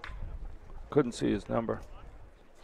It's helpful to have Coach Kiyu here. He really knows the guys. He's probably recruited some of them. Yeah, this is a guy actually was recruiting 2 years ago, and if he decided he wanted to play baseball, he was going to come to Salve, but he thought he'd be better off going south, taking a year there. Went to Clemson, and he realized he really missed playing baseball, so he sent Coach Terrell an email this past year saying he was looking to play and wanted to come back to Salve.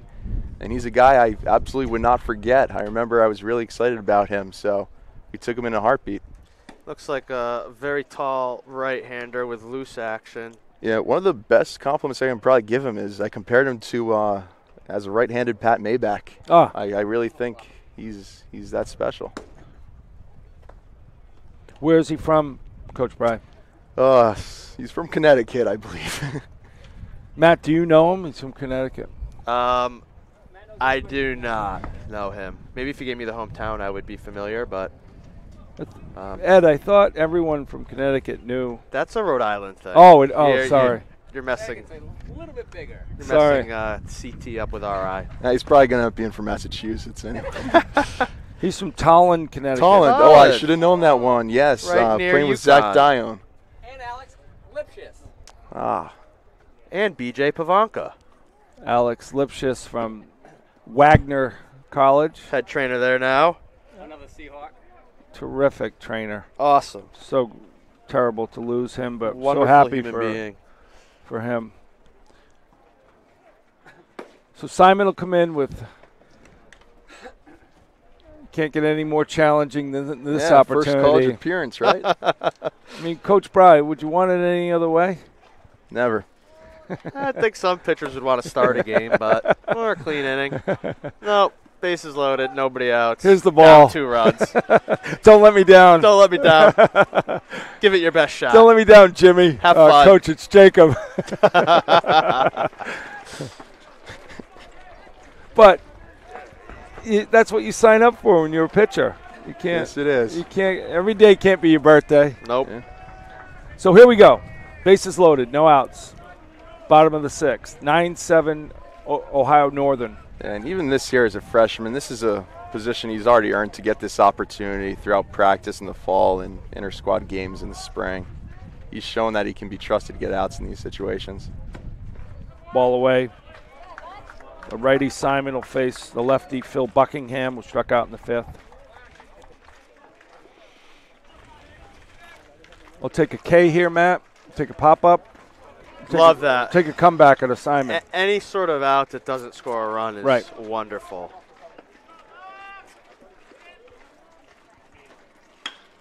And there's a line drive to Ward. One. And they'll, ooh. Almost got a double play at third, but. Yeah, the problem with that one is it was hit too soft. The hitter got off on contact, but he had enough time to get back. So Colton was in on the grass, which didn't allow him to get to third on that throw over to get Burkett. So we got the all-important first out of the 6th. And that'll bring up Crew Thwaites. He has 2 base hits and 2 runs scored so far in the game with a fly out to center in the middle of it. Jacob Simon with his first appearance for Salve. There'll be a ground ball to Madden Ward. He'll flip it to Checo over to first for the double play. Outstanding job by Jacob Simon. What a momentum to get the ground ball. At the end of 6, Salve 9, Ohio Northern 9, Salve 7.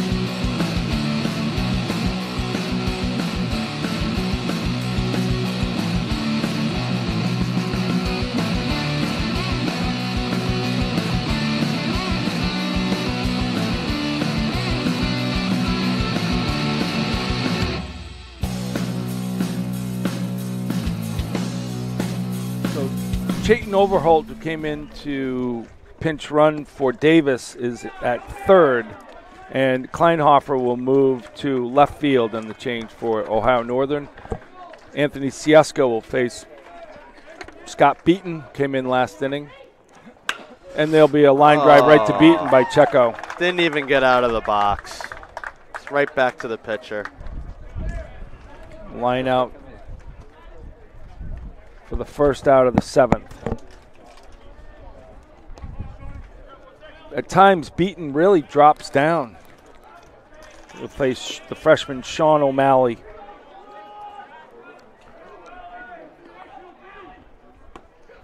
O'Malley grounded out to second. Also, we have a little change on the base coaching boxes. Coach Harrison Barlow down at 3B, and Coach Doran? Yeah, Michael Doran, yeah. 1-1 to O'Malley. He called that a strike. Very questionable call, as umpires had a challenging 2 innings here. Might be having heat stroke. O'Malley will plunk it into left field for a base hit. Great Coach job. Bry, that's exactly what you have to do. Yes, it is. Nice job by O'Malley going the other way with that. Awesome. If you can't do what Dacey did and hit a rocket in .6 seconds out. You know what O'Malley has? His bat stays in the hitting zone forever. And you're going to get opposite field hits and hits to all fields when you're able to stay in the zone for that long. He did a wonderful job just poking that to opposite field, getting on first base. Nice job. Madden Ward spins to bunt. Lets the strike go by for 0-1. Matt, what's Ward looking there with the bunt? Fake bunt. Third baseman is way back. Still is. Now he's creeping in.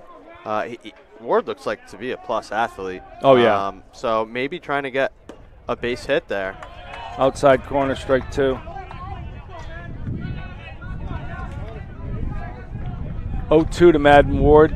Now he's got his work cut out for him. O'Malley leads off first. Wind blowing out to center field. Maybe they have Sean McAllister, Brett McAllister in the on-deck circle. Ball away to Ward. Got Brett McAllister in the on-deck circle for Cicada.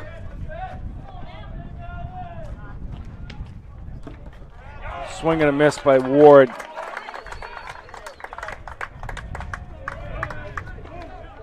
Matt, it's too bad he didn't bunt on that first pitch. Yeah, third baseman is way back, and if he gets that down the line, somewhat good.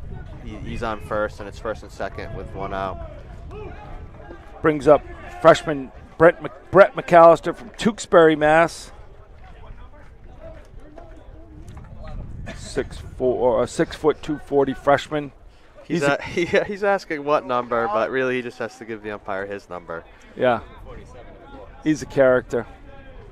Had the pleasure of traveling with Brett yesterday. I'll never be the same. He's a pretty jolly fellow. 2 outs. O'Malley leads off first, and here's Brett. He'll look at strike 1 at the knees.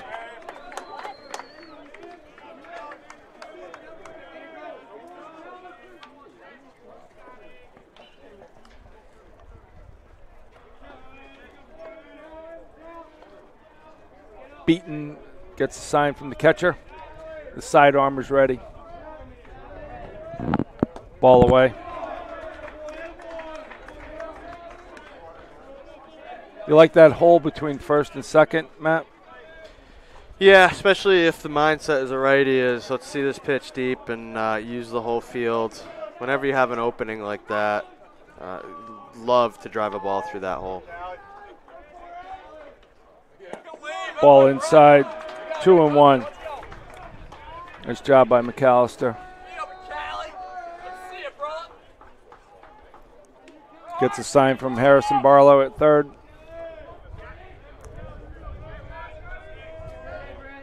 McAllister's ready, Beaton's ready.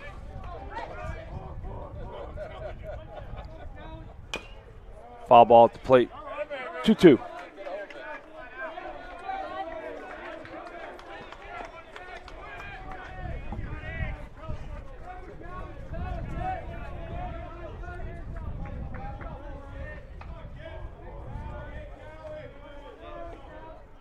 Wind's picked up, Matt. It has, and it's blowing out. Nice for hitters. 2 balls, 2 strikes. And there's a base hit to left field. Nice job. Great job. Terrific job by McAllister. And now you get top of the lineup with the man, Dylan Ketch. All with 2 outs. You know, you hear those words, Coach Bry, all the time. Don't try to do too much. Yeah, that's and that exactly what he did. And we have a pinch runner. Yeah, that's one of those situations where sometimes you actually will look to drive the ball. You've got a runner on first, 2 outs, down 2 runs, but when you know you've got Dylan Ketch coming up behind you, you don't have to do it all yourself. So this is the luxury of having Zach Barlock on the bench. So McAllister gets the base hit. Barlock comes in to pinch run, and he can go to left for Cicada. Barlock's an excellent outfielder. Nice little move. With speed to burn. He will catch O'Malley in the base paths here. No doubt about it. Zach's parents, Scott and Jane, are here. They're placed in Margaritaville. Cheshire, Connecticut, right? Yeah. How do you, well, I know how do you have a Connecticut. bad time at Margaritaville? Catch, foul ball, straight back. I don't know. 0-1 to Dylan. Ask Jimmy Buffett. Barlocks have a place at Margaritaville. Everyone from the Salve community is invited to stay there at any time. Have you been? The key is under the mat. No, they didn't invite me. What's the address? Margaritaville, the Barlock house. The key is under the mat. Ball inside. Nice leave by Catch. That's a great lead, Bill. Catch has 3 hits. Reached on an error. Reached 4 times today and 4 at bats. He's got to do better than that. Scott Beaton is ready. 2 guys on with 2 outs. And he ball away. 2-1. You know, Coach Bry, Beaton's got to be careful here. Yeah, he does. It's a situation where you don't want to walk the guy and put the tying run in scoring position, but you also know you've got a dangerous hitter at the plate. Yeah, I don't see anybody in the bullpen either. That's a generous strike on the outside corner. Catch was incredulous there. Never makes a face. 2-2, 2 outs. 9-7 Polar Bears. O'Malley leads off first. O'Malley leads off second. Barlock leads off first, and Beaton's ready to face Catch. Catch hits the ball right over the shortstop's head, and O'Malley will score. And Barlock will try to get to third, and he'll get caught. Counts. Yeah, and Barlock's out trying to get to third. But O'Malley scores on the base hit by Catch. But like we said before, when you're down runs, you don't want to run into outs. Yeah, especially with 2 outs when you're in scoring position already as the tying run. And your 2-hitter up, Colton, who's been squaring up everything. Yeah, 3 hits, a run. Mid-7, 9-8, Ohio Northern. We'll be right back.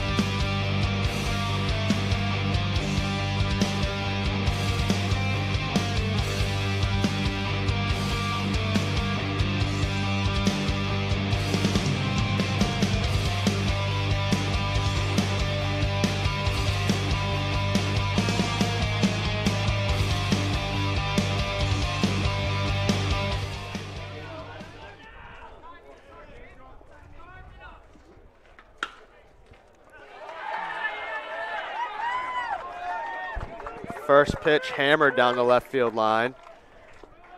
And leadoff double for the Polar Bears.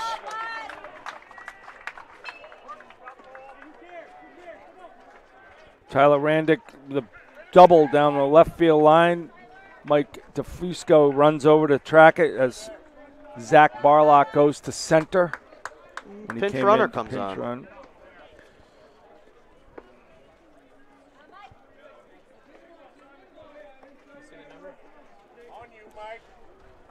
Tyler Randick, Matt, was 4 for 4 today and gets pinch run. You see a number, Tommy? 8. Up. We have conflicting numbers from the umpires here. Because 8 was Tyler Randon. Yeah, who's that? Who is it? 9. It is 9. So 4 for 4. And you got to go And you get take a pinch run seat. 4. Take a seat. Yowzes.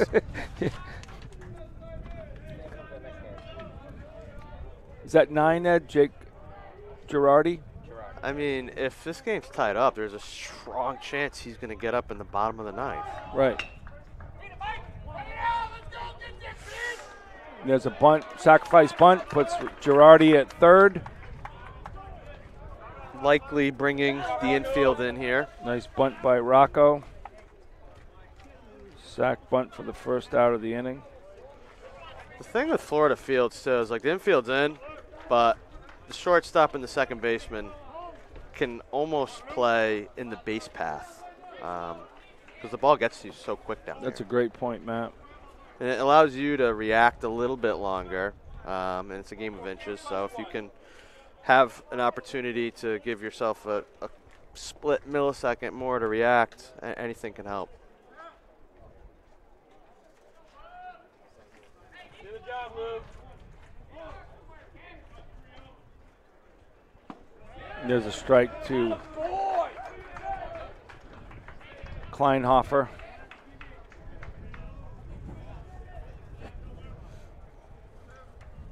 Girardi leads off third. Infield's in. They got to leave that runner at third. There's a pop line drive right to Colton at third for the second out. Coach Kiyu, if that was a wooden bat, what do you think would have happened? Oh, that one's splintered. That's a good job right there. Big pitch in that situation coming inside on him. He executed it well. Too bad there wasn't a fourth play in. And that'll bring up the DH, Caleb Thomas. Yeah, again, Simon's shown good composure out there. Leadoff double, fielded his own bunt, and then he gets the big out with the runner on third. See if he can finish it now. Coach Bry, that year off can really help a player come back as a redshirt freshman. Yeah, it definitely can. It gives you another year to mature. You get to learn a lot, get yourself physically better in shape. So with the right guy to have the right mentality and stay positive and think for the future, it can do a lot of good. I always commend those real true freshmen, 18 years old, stepping out on Salve and getting a knock or a important K. I think I had 12 at-bats before my first hit. Wow. I just couldn't buy one. Right. But Eric's dad was a little nicer and would just keep putting me out in the lineup. Right. Hey, you know who else was over his first ball? Damien. Man, Damon Constantino, record setter at Salve, was 0-12 to start off his Took career. Robin Ventura's hit record. Yep. Ooh. Ball in play. Ball time. in play here. Ball's come bouncing Coach over. McKeon hopping over to the ball. Hopefully he can find his keys later. Look at the cat-like quickness from McKeon. Former Rick superstar, he told me. We'll have to do some research on that He one. told me he should have been All-American. He got ripped off. Simon up high. In what, ball one. intramural dodgeball? Just kidding. He's doing a great job. I know that the pitchers really like working with him. It's tough to replace someone like Coach Kiyu. But now we have Coach McKeon. Yeah, exactly. McKeon. I mean, sorry. And Coach Kiyu is speechless because he can't get over the mound visit that McKeon got tonight. Nice block by Catch. Keep that Great runner job. at third. Great job. 2-2. Nice pitch by Simon on the two-strike pitch. So Simon makes his pitch here, and Salva gets to hit again. We'll get Colton and Remy in to start the eighth. Salve down by a run. They love to keep it that way. Smith is way back in left. Barlock is straight away in center, as is DeFusco in left. And there's a big swing and a miss. Great pitch. Nice pitch. 1 hit. They leave a guy at third. We'll be back for the top of the 8th inning. Salve down by a run.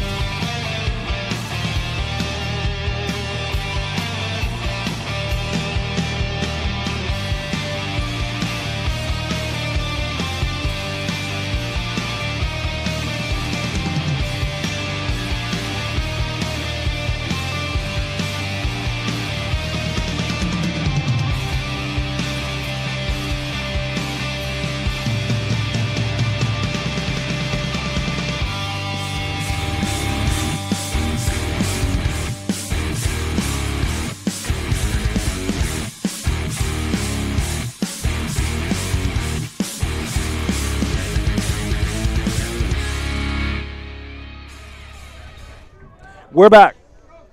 Lake Myrtle Park in Auburndale, Florida for Ohio Northern Polar Bears versus the Salve Seahawks. Brian Lynch along with Matt Finlayson and our special guest, Coach Brian Keogh from Becker Baseball. Colton Remian will lead off the top of the 8th inning. Salve's down by a run. This sidearm pitcher for Ohio Northern, Scott Beaton, has done a nice job, Matt. Great job. Great job coming into this game and competing every at-bat, getting his team back to the plate. Just doing a really nice job, the sidewinder. Colton bounces one to short, who makes a nice play for the out at first. Terrific job by the shortstop. Tom, who's your new catcher? Got boy, Rocco! Who's the new catcher? Nice Sam job. Zalesnik. Sam Zalesnik. 32? Think so. Nice job by Rocco at short. Now catching Sam Zalesnik. So was the player that got pinch ran for also the catcher? That was 4 for 4? No. He was the – oh, yes, he was. I'm sorry. Yes, he was. And now 32's catching. Yeah, you're right. That was an interesting Randick. move by Northern Ohio. Brings up Zach Smith. Smitty had a Sixth. base hit in the 4th, struck out in the 6th. And Smitty hits a rocket to left field for a base hit. He loves that hole. Oh, yeah, no doubt about it.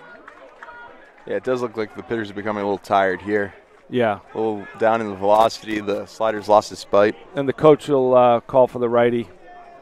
Beaton did a really nice job. Great job. His teammates have to be really happy with how he kept them in this game, and now they're up 1 run.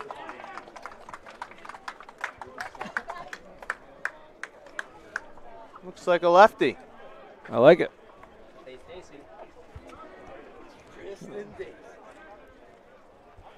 Sorry, footwork 400 entries.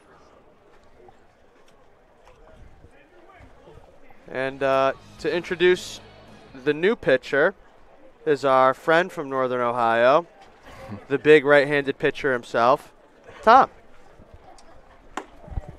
Hey guys, so this is Josh. He's a lefty, obviously, and he throws his off-speed curve ball, which is hard on some guys. I say his velo is low 80s. Does a good job at staying in the zone. He is a junior.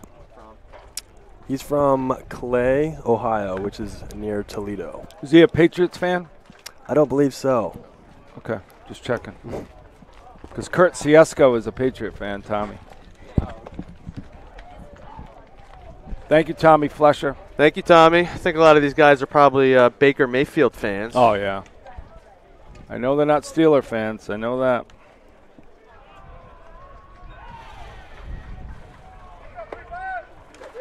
So we'll reset here. Smitty's at first. 1 out, top of the 8th. Tristan Dacey will step in. His last at bat was a complete No doubter. rocket to right center And they'll have the lefty face Dacey. And that's a ball up. Looked good. Looked good to me, but nice call by the umpire on that ball. 1-0 to Dacey. Josh Moore on the mound. Big swing and a miss by Dacey. 1-1. Dacey wanted another one there. There's a pond and a pool. The pond would be good for you, Matt. Yeah, and you know Seahawks love to eat fish, so maybe Tristan puts one out there. Yep. Hits the butt of his bat for strike 2. Unfortunate. Yeah. But you got to get it out of there. Yeah. Dacey thought that was going to be by him, Coach Bry.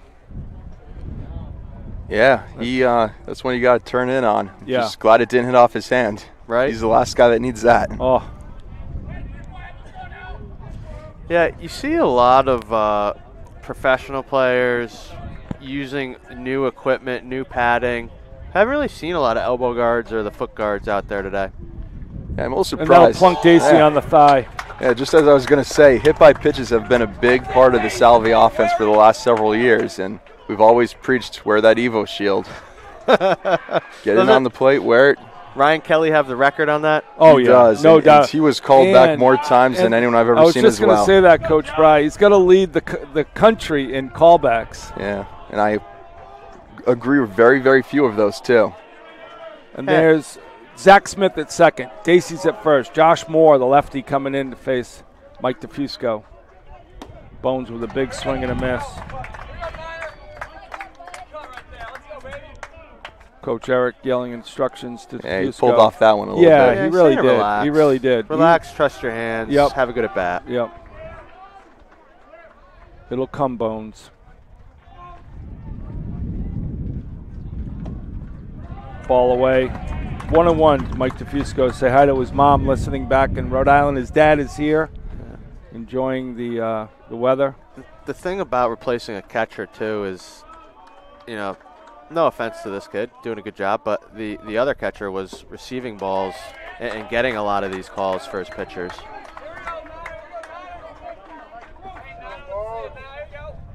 Mike's down 1-2 here. 1 out in the top of the 8th. First and second. Base hit will score. Smitty, no doubt. Ball in the dirt. Textbook block. 2-2. It's almost a cricket pitch. Yeah, you don't block that. What are you doing? Come on, Josh.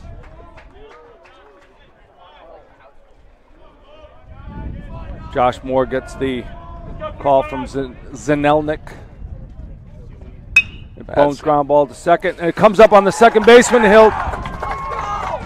And everyone will be safe. That was a rocket by DeFusco. It's a rocket. It's got to be scored in error because the pitcher did his job. But that ball rocketed up at the second baseman, and a huge break for the Seahawks. We've seen it 3 times today on our end, Yep. so glad to see it goes both ways. Yeah, Well, the even difference of this game versus a professional game and even a lot of other college sites is there's no 7th inning stretch or field maintenance done during you're right. the game. Yeah. And the infield play gets a little sloppy to no one's fault, but a lot of base running. Yep. Brings up Anthony Ciesco. Up, ball 1. Yeah, and even though that was an error, that was a great adjustment by DeFusco. That was the same pitch he got on that first swing and miss. That time he was on it, hit it hard the other way. Great call, Coach Bry. It's exactly what he did. And that's the kind of hitter he is. He's a complete hitter. Matt, it's amazing how momentum has just changed in the course of one. There was 1 out, Matt, and the place was silent. And now you got 2-0, same still 1 out. And a double play would have ended the inning. And now, I mean, the Seahawks know that this is a huge opportunity for them. The dugout is cheering on their teammates, and this is a great opportunity. And there's a base hit down the left field line. It'll score Smith. It'll score Dacey. And Salve will take the lead. DeFusco goes into third. And Checo is at second with a huge double. Clutch.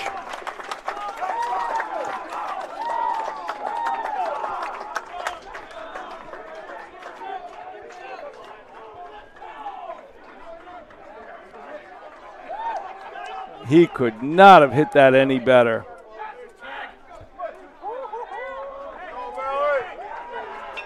Smitty just walked in, and Dacey came flying around third. I never thought I'd say that, but Dacey came flying around third. He looks good this year. This is the best He I've really seen does. It's great to have him back. And it brings up Sean O'Malley. Ball inside. Thought it hit him. No, Yeah, his reaction is he knows he pulled back. He should have stayed in that one. Yes, totally should have. Almost hit him, and he's...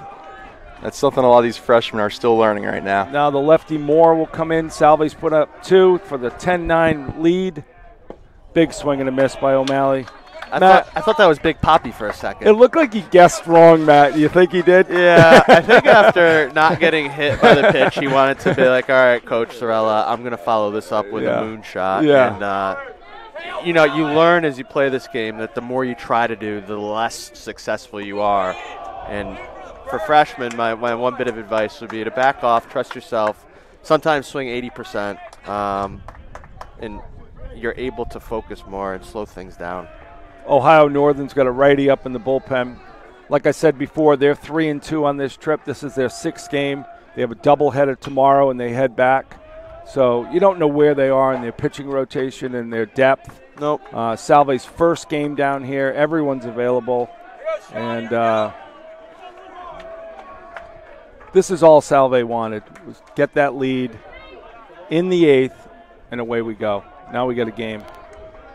Moore settles in. He'll face O'Malley. 2-2. Ball up top. Full count to O'Malley. He had a base hit in the 7th and scored a run. The big fella from Darien, Connecticut. Do you know that family, Matt? So, funny story, I actually met his uncle on a train, and he said, oh, my nephew's going to... And we'll see if that gets the job done here. Fly ball to right field. Right fielder comes in. See it. And they'll throw it in. Nice throw. Nope. Wow. Awful call. Wow. They just called Ciesco off at second base. His foot was in the bag, and the guy called him out. Oh, my God. He's got to ask the home plate umpire for help here. You got to ask for help on that. There's no way. It wasn't even close. Man. So O'Malley lines to right, and Checo gets called off second. Yeah, you hate to be negative about umpiring because they're human beings and they're trying to do a good job, but that was just unacceptable. 2 hits, 2 runs. Middle of 8. Salve leads 10-9. We'll be right back.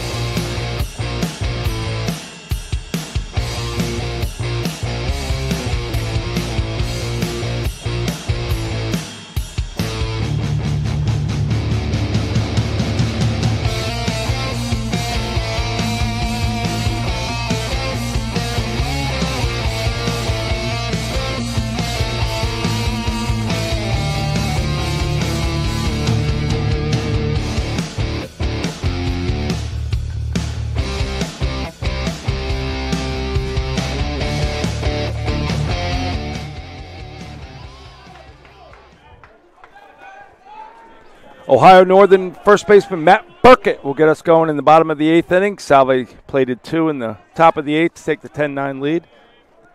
Jacob Simon coming in for his 3rd inning of relief. What a job by Jacob Simon. Big, tall, right-handed pitcher, loose arm. mixes it up well, gets his teammates all excited to play, and after each inning, he's at the foul line waiting to give everyone high fives so that they're fired up to hit. You know, this is all Salve needed was a chance, and now let's get some outs here. The base hit to left field, right by Madden Ward. Nice piece of hitting by Burkett. Yeah, great swing. Does a nice job starting off the inning for the Polar Bears with a base knock to left field. Overall, it's been a really great game. Fun calling it with Coach Kiyu and, of course, you, Brian. Outstanding, the two Matt. Bryans. Burkett's had a nice day. That's his third hit of the day. Got to give a shout-out to our Associate Athletic Director and SID, Ed Habershaw, the producer of today's game. He says thank you, everyone, and loves Disney, so he's happy to be near Orlando. Cannot thank Ed enough for what he does for Salve Sports. Give our man, the right-handed pitcher from Northern Ohio, Tom, our color Flesher guy on the relievers. Oh, nice pitch. Curveball must have been up high, but it looked good to me. And it looks like Andrew Roman is starting to throw in the bullpen now. Roman throws gas. Yeah, Good athlete. I was really hoping to see him today. Had a feeling with a close game at the end he'd be in there. I'll give you guys a little secret. Before the game, I asked Roman how he was doing. He said his arm was sore. I said, so what happens in the ninth inning in a one-run game? He says, I'm not sore. Yeah, I heard that one before. Yeah. Didn't work out too well. Yeah. Dylan Touch with a great block. Yeah, outstanding Keeps job. the double play in order. 2-0 count. So, Coach Bry, what's Simon trying to do here? Put the ball on a bat and get a couple of outs here? Yeah, he's fallen behind the first two guys 2-0. That last batter, he had to kind of lay one in there, challenge him, and the batter got the right side of it. Think he's getting so right tired? here, yeah, it's out in the heat. He did a great job, especially pitching in. Pitched in extremely well those first couple of innings, but not quite as sharp right now. So, Coach Eric will come out and talk to the infield. Yeah, I think right here he's just trying to buy some time for his reliever. Yeah. Absolutely. Is there anything to be said about like this being game one and knowing these guys are going to pitch again, not burning them out early? Yeah, absolutely. It's always nice when you have the kind of staff that they do at Salve, but that game one, if your pitchers aren't able to go the innings that you expect, it can set the whole trip back, and you're just playing catch up from there out. And what are you trying to do here with Overholt? This is his first at bat. Came in to pinch run. Well, right here, what pitch, is his out pitch, and you're kind of looking to see what he's confident in throwing over the plate right now. If you can give him a different look than a fastball, you go for it. But there's that fastball in that, he's done a really good job with. That was pretty firm. Yeah. I would challenge this kid. Yeah, and I know I'd say his best pitch is probably his changeup. He hasn't used a ton yet, so it's always nice when you're able to hide that until the third inning, and the hitters haven't gotten a look at it yet. Overholt does a nice job calling time there.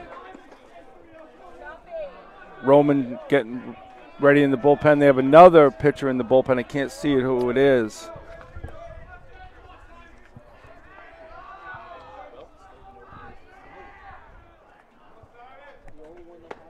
And there's a big swing. That's that changeup, I believe, right there.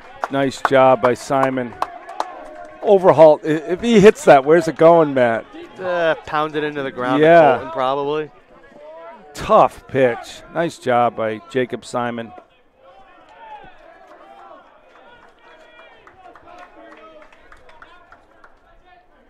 And another Big swing and a fastball miss in. for the first out of the inning. And the second out. Throw down to first for the second out. Nice job by Catch. Yeah, you got to think any close play, the base umpire owes us one there. That's true. That was very close. Matt, look at the coach for Ohio Northern. He's not happy. But Want to get away? Coach Bry, what's that third base coach thinking right now? Nothing good. Should the player run by him when he goes back to the dugout? Oh, no. Go behind home plate. grab a cheeseburger. Get out of my dugout. Yeah, outstanding play by Catch. Great job by O'Malley. 2 outs in the bottom of the 8th inning. Salve holding a 10-9 lead. And Jacob Simon's done a phenomenal job in relief. And there's a fly ball to Zach Barlock to center. And that'll be it for the bottom of the 8th inning. 3 up, 3 down. 10-9 Salve. We'll be right back.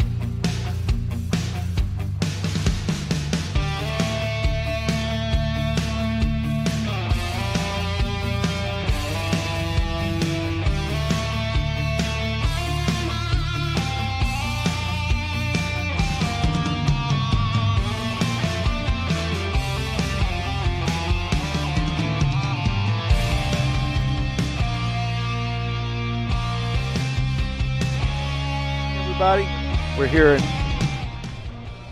Auburndale, Florida for Salve's opening day of spring training. They've clawed back to a 10-9 lead in the top of the 9th inning.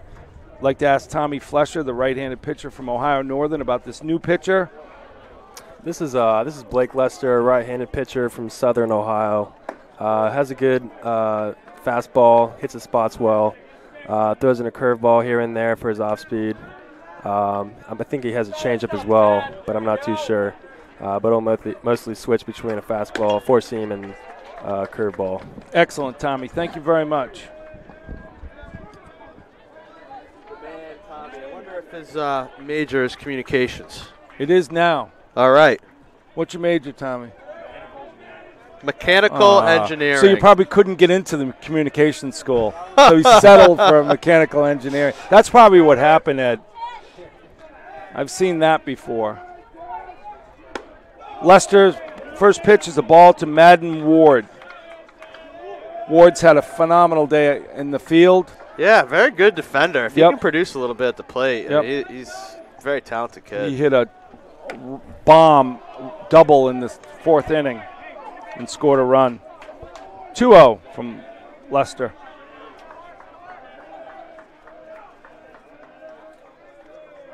Lester's ready. Strike right down the middle. 2-1. So we might see Andrew Roman in the bottom of the 9th. Could see Brett Wilkes. Coach Bry? Yeah. Bry, talk about Brett Wilkes and how he's come back from freshman year and how he's developed in the 4 years here. Yeah, it's been very interesting with him. He came in and, back when he was a freshman, we didn't quite have the same team we do now. And he entered into a starting pitcher role he was competing for that freshman year. He had a really good fastball with a lot of movement, but his breaking ball was kind of a work in progress. He had a curveball and, he's starting to learn how to throw it for a strike. So after that freshman year, we all sat down and had to talk about what he needed to do going forward in the future to have an even bigger role on the team, just keep developing. And we talked about adding a slider, throwing that curveball for a strike, and adding a changeup. And everything we ever told him, he worked hard on and he got better at to make sure he was as good as possible to help the team in whatever role we needed him in. That's great, Brian. Yeah, and at the time, he became a sophomore and a junior, we realized the big need for the team was in the back end of that bullpen. So he was a guy that we felt very comfortable going to in close games. He was a great competitor. He was always going to go out there and give you his best. That's excellent. He's a dynamite kid. Absolutely. Great kid. I think we have to give the whole Wilkes family a shout out. His parents are so nice. And I think when the team traveled to New Jersey, the family-owned deli fed the whole team. Yeah. Outstanding. Boys were happy about that. Wilkes Deli. Someday you got to go. Have to. I heard the Taylor ham is incredible Oh, in yeah. Jersey. I think Brett's told me the buffalo chicken might be his favorite. Yeah, he told me that. The brings up Zach Barlock. First at bat today for Zach. Look at a bunt. Strike one. 1-1.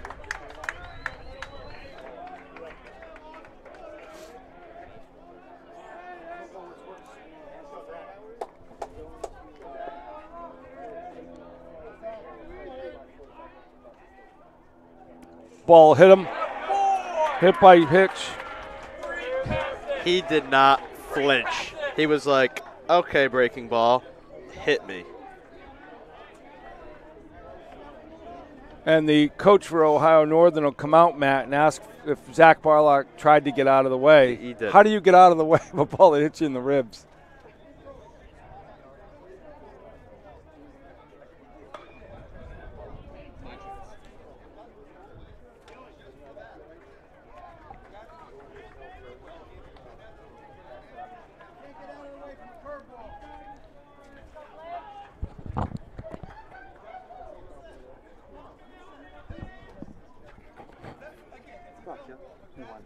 Sure.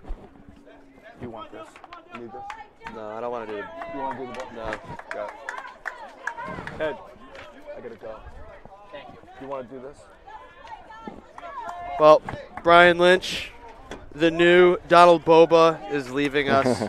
So, there is no thank you. new Donald Boba. I am in awe of Donald Boba. Yeah, we'll stay ready. So I'm going to take over the play-by-play. Coach Key will be on the color insight. Sounds good. I know that. Oh, God. That was a very weird play, and hopefully the catcher is not hurt. Sometimes those foul balls just, there's nothing you can do on them. So Dylan Ketch squared to bunt, fouled it off, and the new catcher wore the ball, hopefully in an area where he had a little bit of padding.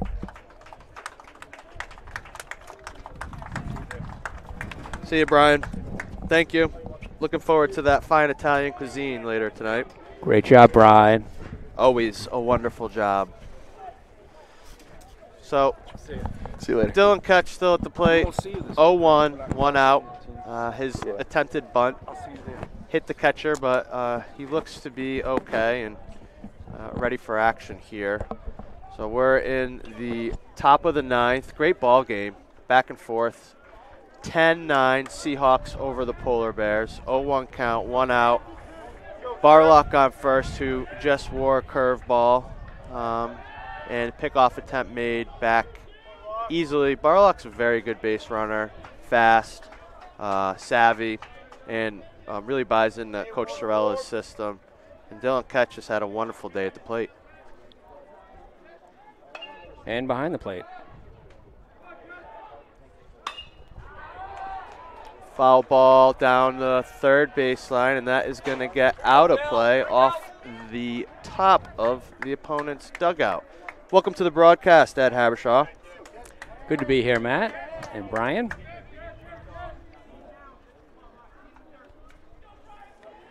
Great insight from Coach Q on our current players and newest ones. Wind still blowing out to center field. Catch down 0-2. Pickoff attempt made. Barlock gets back with plenty of time. Pretty good move there.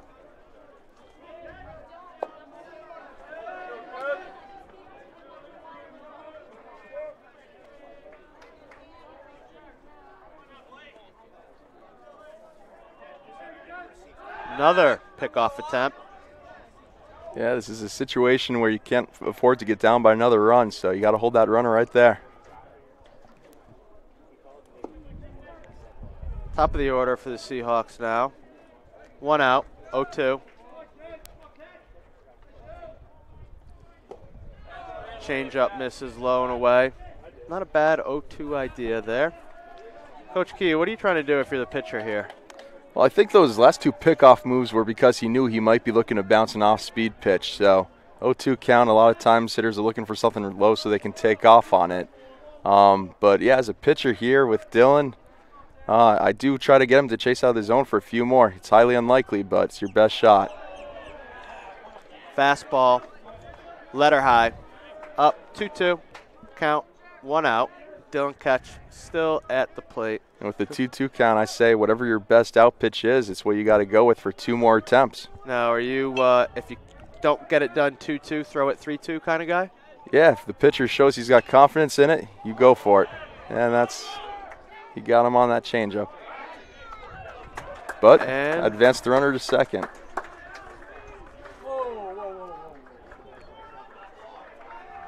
I think that was completely inadvertent, just getting up, and shortstop was trying to hold the tag there. But Barlock advances on the strike 3, changeup blowing away, and Dylan Ketch is a hard guy to strike out. That was a pretty good pitch. Very tough to strike out. So now there's 2 outs. It's 0-0. Colton Aramian, Florida resident, hitting in his home state.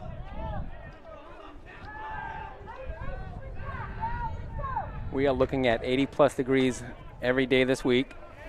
Tough life. We love being home in Colton's home state. And breaking ball down, flown out to center field. Looks like a can of corn, and he's under it for the 3rd out. That's going to bring up the bottom of the 9th. 10-9. And it looks like Jacob's heading back out there.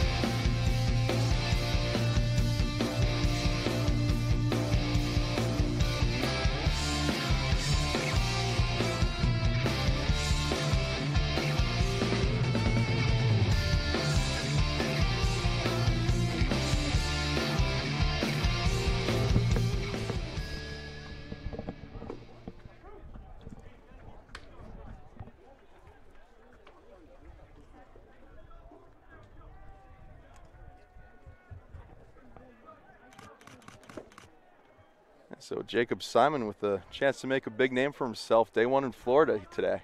What an outing. And entering the ball game, Ethan Lounsbury, who I have in my sport management class, replacing Mike DeFusco. Now in left field for the Seahawks. So it's Lounsbury, Barlock, and Smith in the outfield. Infield, O'Malley at first, Ciesco at second, Ward at short, and Aramian at third. Behind the plate, Dylan Ketch, catching Jacob Simon. Simon delivers the first pitch, fastball up and away. It's a big spot for Simon, and he's already done a wonderful job trying to finish the day the right way.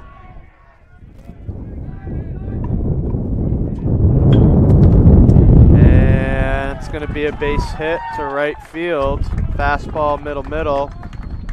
Good pitch to hit, and he took a good swing on it. Leads off the inning with a single. Interesting to see what the Polar Bears are going to do here now, trailing by 1 run.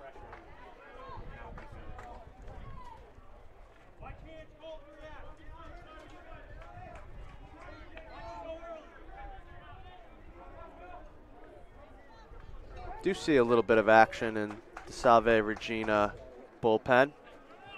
Tough to see through all the fences over here, but I think that's Brett Wilkes.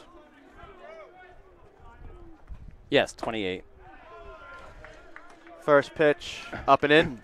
Looks like a righty and a lefty. No, it's just Brett.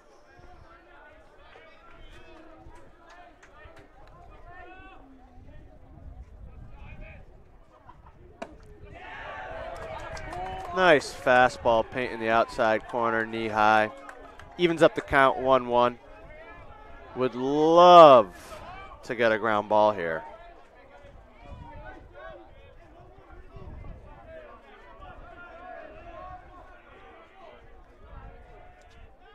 One delivery on its way. Fastball. Great fastball there. It's probably one of the better ones he's thrown. Yeah, he looks very, very comfortable whenever he's going to that arm side with that pitch. I love his demeanor out there for this being one of his first college outings, just showcasing a lot of confidence, Looks like to be a great teammate, excited to be out there. Just a wonderful performance.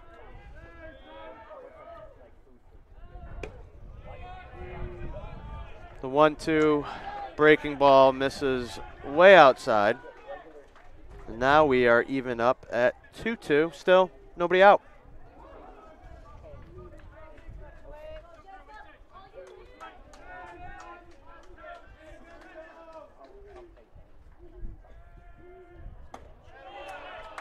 Three-two, fastball upstairs. We're going to have a full count on our hands. Interesting to see what the Polar Bears are going to do on the base paths.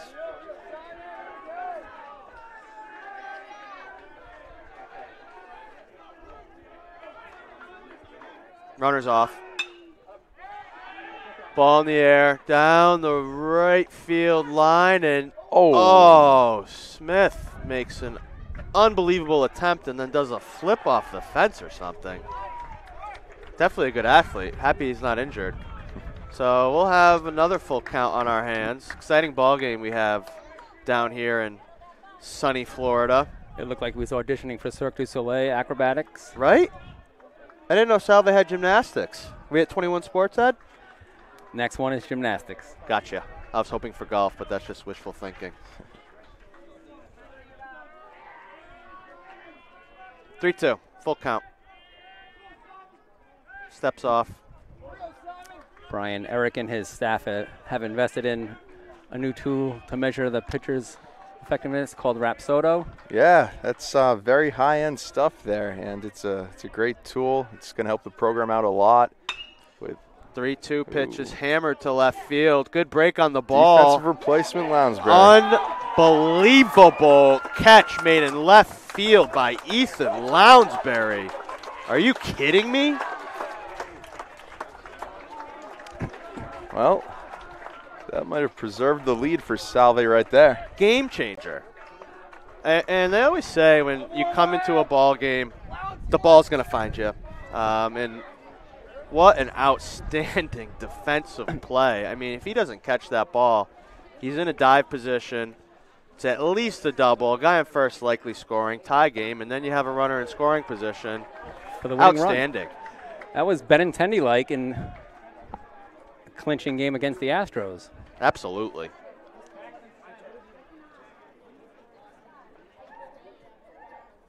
So Simon gets a visit from Coach Sorella and handshakes from his infield. Great job. Yeah, outstanding performance today. Well, I believe with that appearance, Jacob's going to be finding himself in a lot of games this year. And with that sort of frame, he's just going to keep getting better. If he buys into eating the right way and working out and just developing, he's got such a great frame.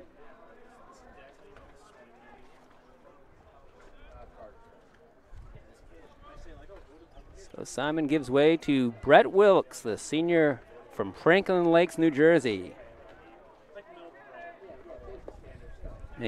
Making his first appearance in 2019. Coach Key, what sort of stuff do you think Brett Wilkes has? Well, his fastball's always had great movement. He's done a good job getting his velocity up each year, but he's also a guy who's really liking to throw that first pitch curveball and work a lot of sliders as well. So he's going to keep you off balance. You're never going to know what's going to come from him. And, yeah, you just know he's going to throw strikes. Love that. And the thing about Brett Wilkes is he's probably one of the nicest human beings of all time. But when he gets on the rubber, he's got a little mean streak in him. He does. He has that look about him. He's all business on the mound. He's got very, very high expectations for himself. And, you know, I've never had to tell him to work harder at anything. Sometimes just tell him relax, you're doing well. And, you know, in baseball you get some bad luck sometimes. But, you know, can't ask for a better player. And also, Brett Wilkes is a work-study student of Ed Habershaw's. He's spent many times with the headset on, broadcasting games for the Seahawks, mostly basketball, but some volleyball. So this would be an example from the booth to the field. Bob Brenly-like. And he's really got that heavy fastball working in his warm-ups right now. Gets a lot of ground balls with it. One ground ball could end the game here. Seahawks lead by 1, 10-9, 1 out, bottom 9. Runner on first for the Polar Bears. It's Phil Buckingham and the new catcher, Selesnik, at the plate. His first at bat.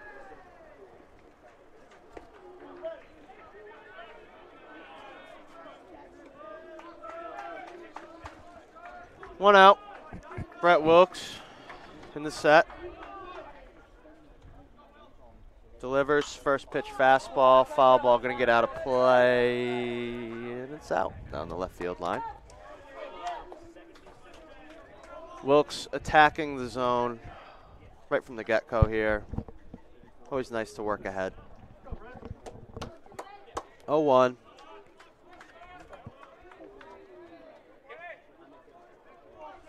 Wilkes gets a sign from Dylan Ketch.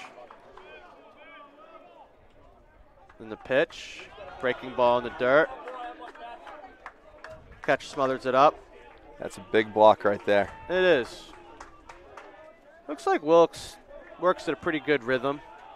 Has some pace to what he's trying to do, and that's always helpful for your defense.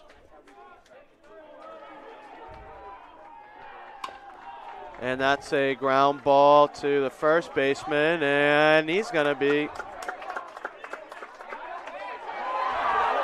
And no one saw it.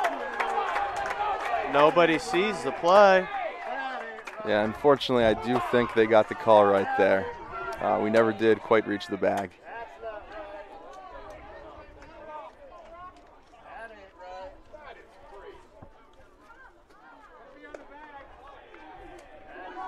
And Coach Sorello's out there arguing. It was just weird that no one had a call. One umpire's looking at the other. It is hard with the two-man crew. What'd you see there, Coach Key? Yeah, I think the umpire might have been fooled by seeing O'Malley look to second base, so he turned around and the play was behind him at that point. But the throw possibly could have beat him, but it looks like Ciesco came up short of the bag and never got his foot there. And the umpire was looking to the home plate partner there to help make the call because he couldn't see it. Yeah. And the home plate umpire, I Made saw the from call? back here, I'm sure he had a clear view of it as well. That's the weird thing. Yeah, it was a slow safe call. It wasn't like he's safe for sure. It was like I'm going to call him safe. Yeah, as the base umpire there, you've got to make a call, and then if you need to check it later, you can check it then after coach comes out and requests it. But he should not be just looking to the home plate umpire right away there. Been a long day for all of us. We'll just leave it at that and move on to the next pitch here. Wilkes looks ready to go. His teammates encouraging him. Yeah, that's not going to affect Brett whatsoever right there. So first and second, tying run at second base, winning run at first base. Wilkes on the mound delivers first pitch breaking ball in the dirt, blocked up by Dylan Ketch. 1-0. Yeah, you got the ground ball there, and he knows he's just another ground ball away from being out of this game. 1-0. Brett Wilkes gets a sign from Dylan Ketch.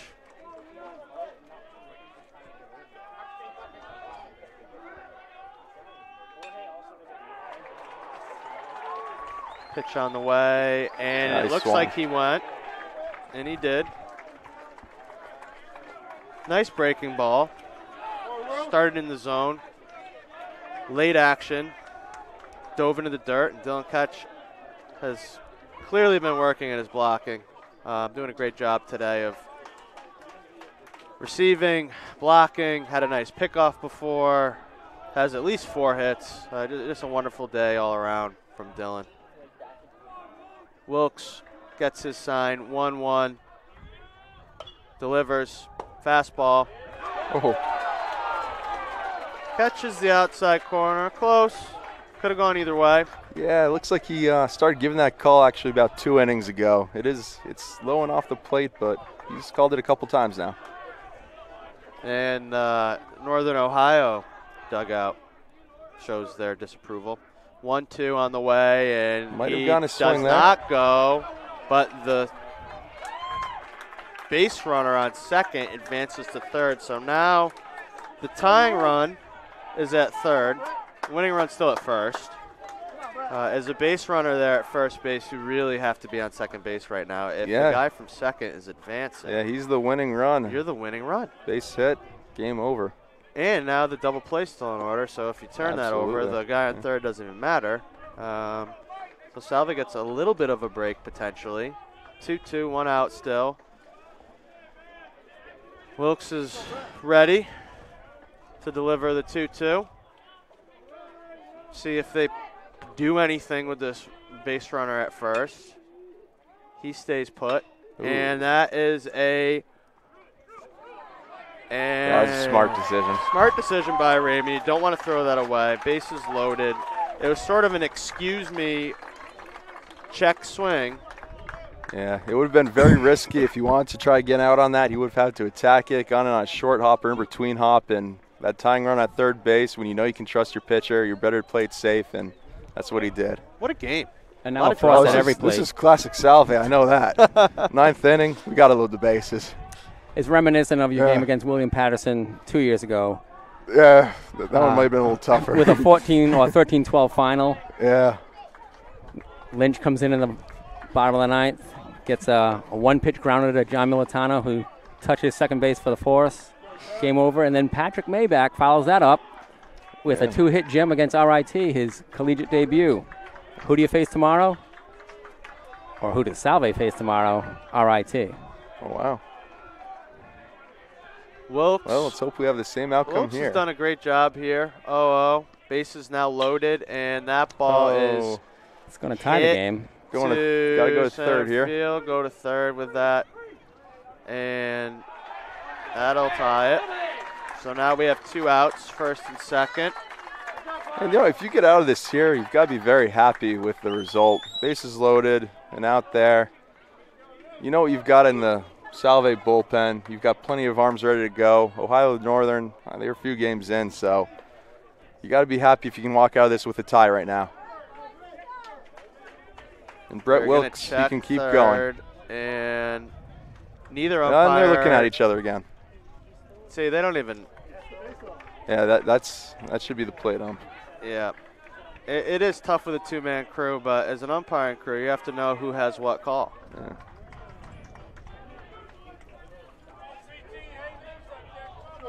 So, Wilkes has been throwing some pretty good stuff. Unfortunate ball to Colton, and play at first base, very odd. Now we are here with Polar Bears on first and second. 2 outs. 0-0 count. Breaking ball. Catches the outer third. 0-1.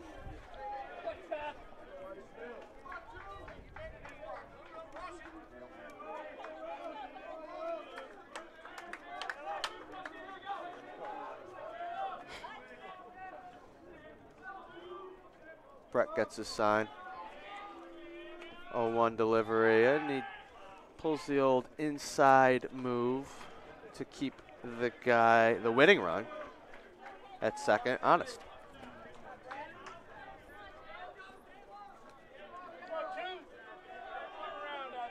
Tie ball game, 10-10, 0-1 count, 2 outs. Wilkes delivers, fastball. It bounces, and Polar Bear coming home. He's going to be safe.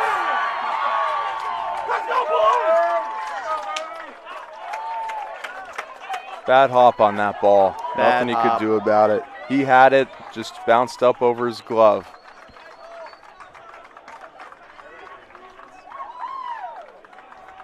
And the Polar Bears walk off here, 11-10, with a clutch hit there. Tough bounce, really tough bounce. Unfortunate. Hey, nice meeting you. Thanks so much, Matt. Yeah, it's tough. It was a hard-fought game, and it's difficult when it ends on a bad hop like that right there. Definitely would have liked to see this game keep going into extra innings. Yep. So that'll be it, Seahawk fans. We'll be here all week. Thank you, Coach Kiu. Thank you, Ed Habershaw. Hey, thanks for having me. And Seahawk Nation, we are out for now, but we will be back tomorrow with a first pitch time of 2:30, I believe. Yes, against the Webster school we've never played before. Follow that. After that 9-inning game at Channel Lake Stadium, we'll be broadcasting the Salve Regina RIT game at 6:30, also at Channel Lakes. Both 9-inning games tomorrow.